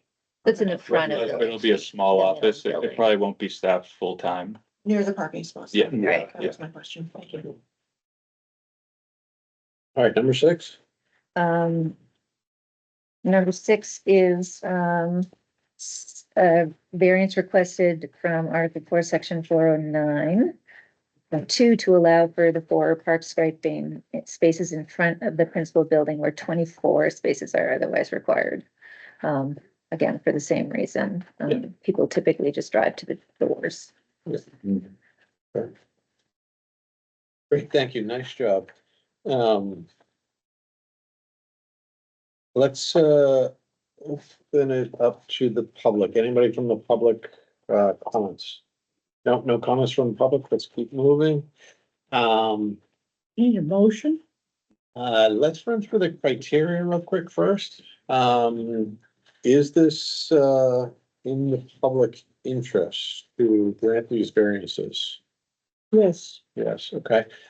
Is to follow the spirit of the ordinance? Yeah, I think it's, again, harmonious development of the land, right? What we're doing here is what's there already, more of it. yeah, I mean, the main spirit of the ordinance doesn't really apply here. It was intended for. Agreed. Is a substantial justice is done. Yes, Yeah, don't want to be putting words in anybody else's mouth though. The value of surrounding properties are not diminished. It appears that your next door neighbor does the same thing as you, so that's interesting. He's a good guy. He's a good guy. Good guys. All right, little enforcement of the provision of the ordinance would result in unnecessary hardship. This seems to be a good use of the property, and seems like it makes sense to me. My only concern is that you're right on the lot line. But I understand you gave me a good explanation for that. Maybe if you didn't own the lot next door, I realize whatever variance we grant stays with the property. I weighed that in my head, but I'm willing to give up with that one. Yeah, I don't see that. I part of what pushes me with you on that is that it will be used for storage facilities from now until the end of time is my guess. You sell it, somebody else would buy it, probably do the same thing. Yeah, we would sell it as a whole, but Yeah. there would be no value in splitting it. Quick question. So Yes. am I understanding, you saying you own both, but they're technically different legal entities that own both, is that what I'm understanding? My only bit of agita with this is this building being exactly on the lot line, and while it is likely or probable that if sale were to happen, all would go, but there's the, there's the maybe if not. How then would whomever is the owner of the lot with the unit right on the storage line, that doesn't allow for maintenance of the reverse side or, the receiving of snow and all of those things. And, that's not what we're here exactly to discuss, but some bit of an impact to the neighboring lot, which legally does not have the same owner. That, I don't know that there's an answer to this, but just as a discussion, Legit question. Yeah. that, To help slightly, the roof does bring snow to the south side, so opposite it would draw it into the interior of, direction. yeah. But then there's the issue of, oh, hey, I own this, I need to do something to the opposite side, now I must go on the case where the other lot is not still owned, I need to go onto someone else's land to do that. We can put a condition on the motion. Yeah. For example, Yeah, yeah. move that we approve the variances and that Whitney list them under the motion, with the condition that the owners approach the planning board to merge the lots. I can't do that. We can't do that. We can't do that? Yeah, it's their property. They can, The owners of both lots yeah. individually as entities are forced. They're both here. If one was not on board with this, I would feel like, that'd be appropriate, but Okay, well then make the motion to grant those 6 variances as listed in the minutes. Is I there, think we have, I'm sorry, I don't think Tiffany's finished, no, Oh, okay. I want to give you the chance, and then when we do it, I'm gonna say we have to do each 6 individually. We go pretty quickly, but we can do each 6 individually. Tiffany. is there the ability to offset that even just some from the property line? Sure, I think there is. It makes the buildings closer to each other, though. Does that allow for still enough path of gravel between? We really like to It's pretty exacting where it is. the Unfortunately. thing I'm thinking about is like somebody coming in there with a U-Haul and have to turn that thing, they need as much. Yeah. So where we have it sort of allows. Yeah. Yeah, in each direction. That's what they do, right? And they're not accustomed to driving U-Hauls typically. Backing up is a big problem. Yeah. done a few of We've those. done some repairs, yeah. I put that. The problem I see There's the is driveway. that But it's on that. whoever buys those properties, that setback goes with them.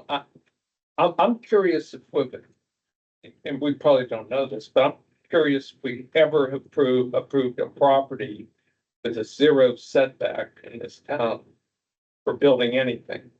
I mean, they gave me hell when I first moved here, by a couple inches. I have not seen it, so I've It was been like doing thing this. on Crystal Lake a couple of years ago, though. Oh, bacon in the water here.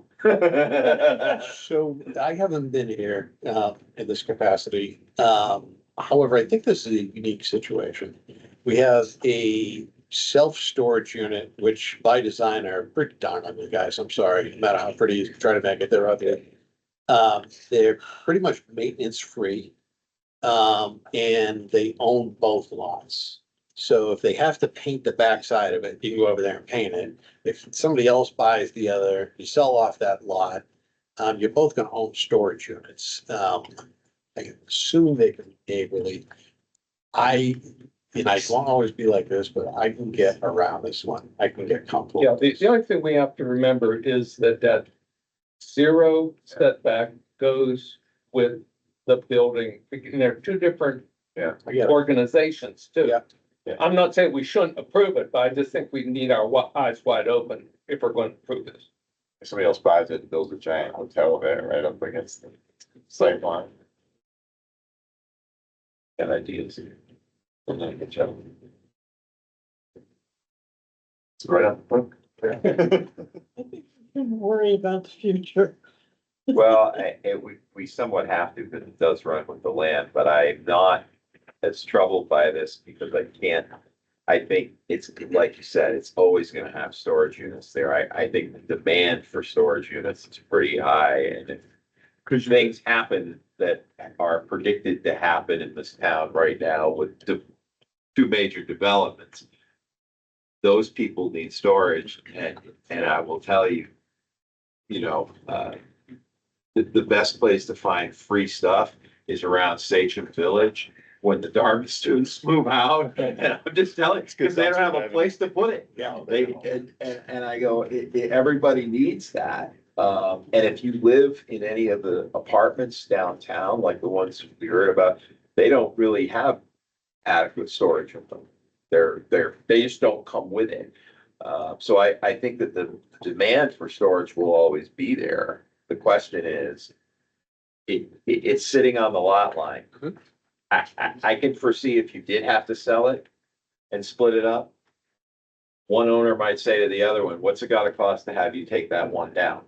So it's not sitting on the lot line, right? Like there are things like that. I see the painting issue as no different than a fence. Somebody might, if you have a fence on your property, you want to paint the other side, it's on, you gotta go to the neighbor's yard to do it. Well, and another thing is, it's not up to us to decide what the future's gonna bring.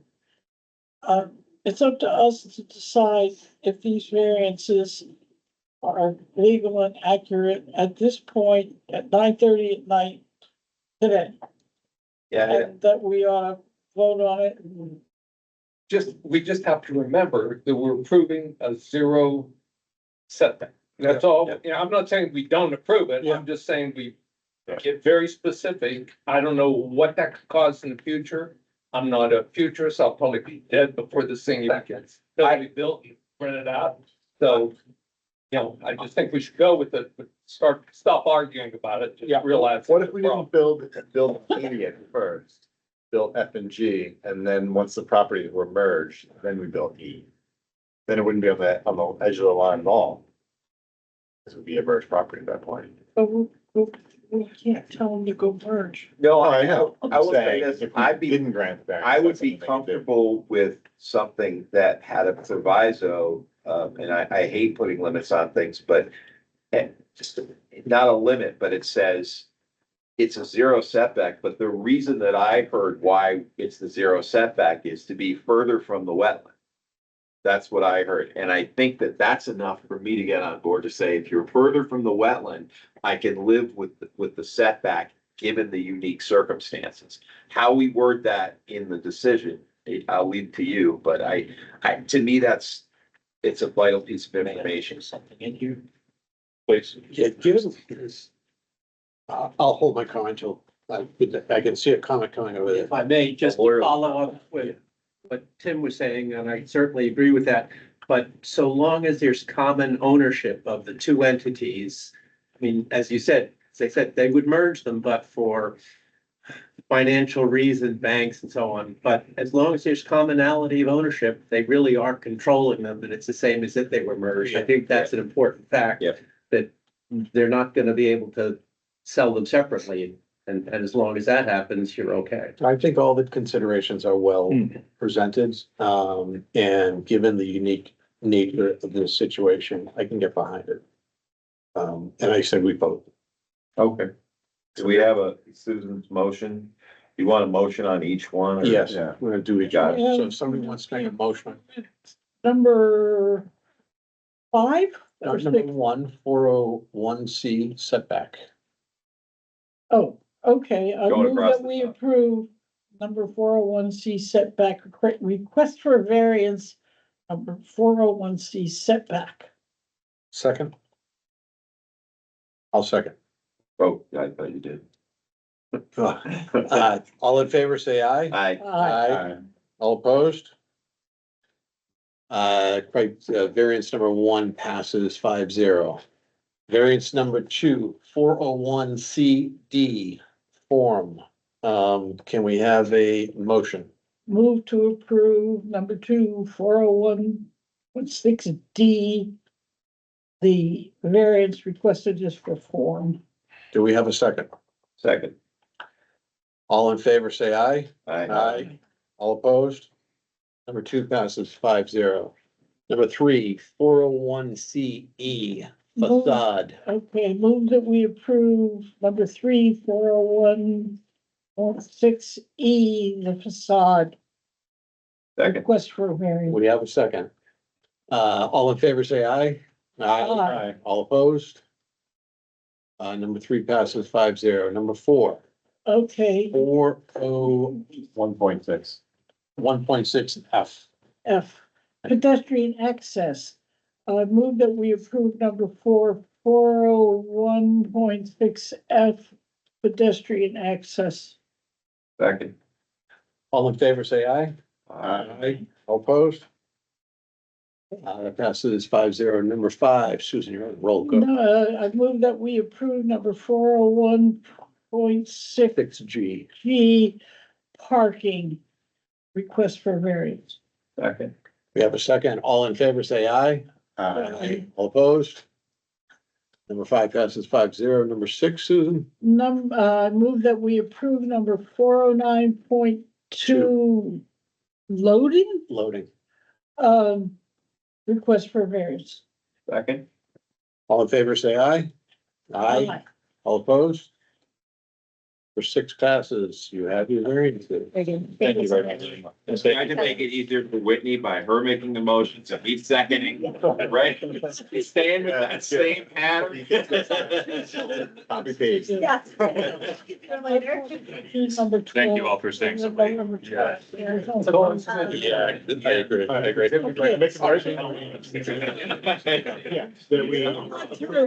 Hey, guys, board, please stay with it. Stay together. Two sets of minutes to approve, but you don't have to stay for that because you weren't on the board when it happened. But we're glad to have. All right, Bill, Okay. go ahead. That, I make a motion that we approve the minutes of November 12th, 2024. yes, I second it. And if only 3 of us can vote because you guys weren't members. All in favor, say aye. Aye. No changes, Whitney, they were beautiful, the second set. Yeah, very, very well done, Whitney, thank you. Now Sorry. you can do the February one. No, you can do the February ones. I don't have to do that. I make a motion that we approve the minutes of February 11th, 2025, as written. Yeah, I don't think there's anything Second. in there either. Second.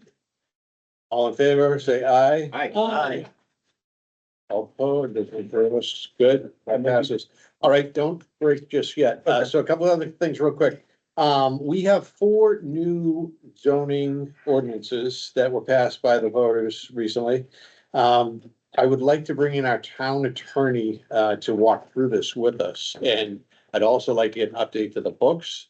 Can we meet, would people be okay meeting next, time at 6:30 on May 13th? To have the town attorney come in and get that going and then be ready to roll at 7? Have an early meeting. Why not? 6:30, okay? As long as you let me know. All right, we'll tell you the date too, so. It's the second Tuesday. I'm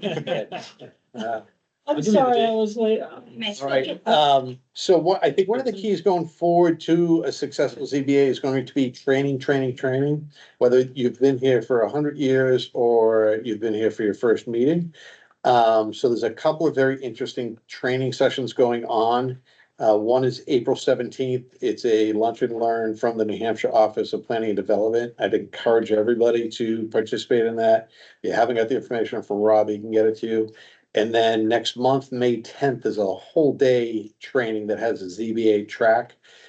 You can participate in that as well. I'd encourage. I will try to be bringing more training in. There might be times when we don't have cases. I would like to maybe ask everybody, out of the goodness of their heart, to come in and do some training. The other thing I would like to put on the table, and I don't want to discuss it now. Let me repeat, I don't want to discuss it now, but I want you to consider it, is would you like to start this meeting going forward earlier than 7 o'clock? No. Perhaps 6 or 6:30. I do not want to discuss it now. So let's talk about that next time. We can. All right. Just one thing for you that you were mentioning, that training Yeah, in May. yeah. It's on a Saturday. If you can't do it on Saturday, they are gonna record that. You Yeah, can watch it at your leisure anytime. Excellent. Yeah. Excellent. For so long as that office continues to exist. Yes. State agencies They may are turn the dropping like light flies. switches these days. off and I make a motion that we conclude the April 8th meeting of the ZBA. Second. All in favor, say aye. Aye, opposed? Yeah. thank you to Kim and thank you to Yeah. Tiffany for coming on board. Yeah. Work with, I look forward to it. Get the recording from the meeting. Promise that it isn't gonna be this long. One thing, I did, go in person, but definitely. There's a link at the bottom. They give you their little 6 YouTube. years ago or something. Yeah. If you need it again, let me know. I'll send it. No, I. The bylaws of the ZBA. Yeah. It's like And a it- one One word point, we link. might wanna look at them again, just. Hey, yeah. So before you go. I'm And the listening, link and for I'm- the other. Because I think that we could, I have most of that Yeah. book. I think we could, there are some Do you things think like, Kelleher's gonna come back on that? we don't do, we appoint our own Yeah. alternates, Yeah. unlike other boards. And You Rob think was he's asking gonna come me back? how long Yeah, they say, I mean, I don't like, Well, I know he It's like can, a but term I or think he whatever. will. we never defined that. We just kind of went, I'm trying for and I think it would be weeks good to find to out say, who bought that. appoint somebody as an alternate. And I Yeah, couldn't he find He out. bought it a while ago. For a term, right? should Or call- 3 years or a he year, bought it a while whatever he ago. decides. He bought it. Because it's vague right now. This year? Oh, yeah. You understand? He's paid for stuff for, but he bought it right away when it came on the market. Okay. But I couldn't find out who it was. What do you think about it? The sausage gets made. Yeah, we could definitely, yeah, because the other thing I talked to Rob about too was, I can't remember when the last time we raised the fee was. But it might be an opportunity, is what it's, I think it's been a while. Okay. And look at that, at least, maybe, you know, we could ask, what level, we could ask what they're, you know, like going rate, that's all I'm saying. Because we ignored the cost of crack for years of what? The mailings and the advertising values, it was actually costing us money. It is. For what we were charging people, the town was paying the Valley News more than we were collecting. And I'm like, you know, we should. I'm not opposed to looking at, anything. Well, you know what, I don't wanna scout people, but, you know. I get it.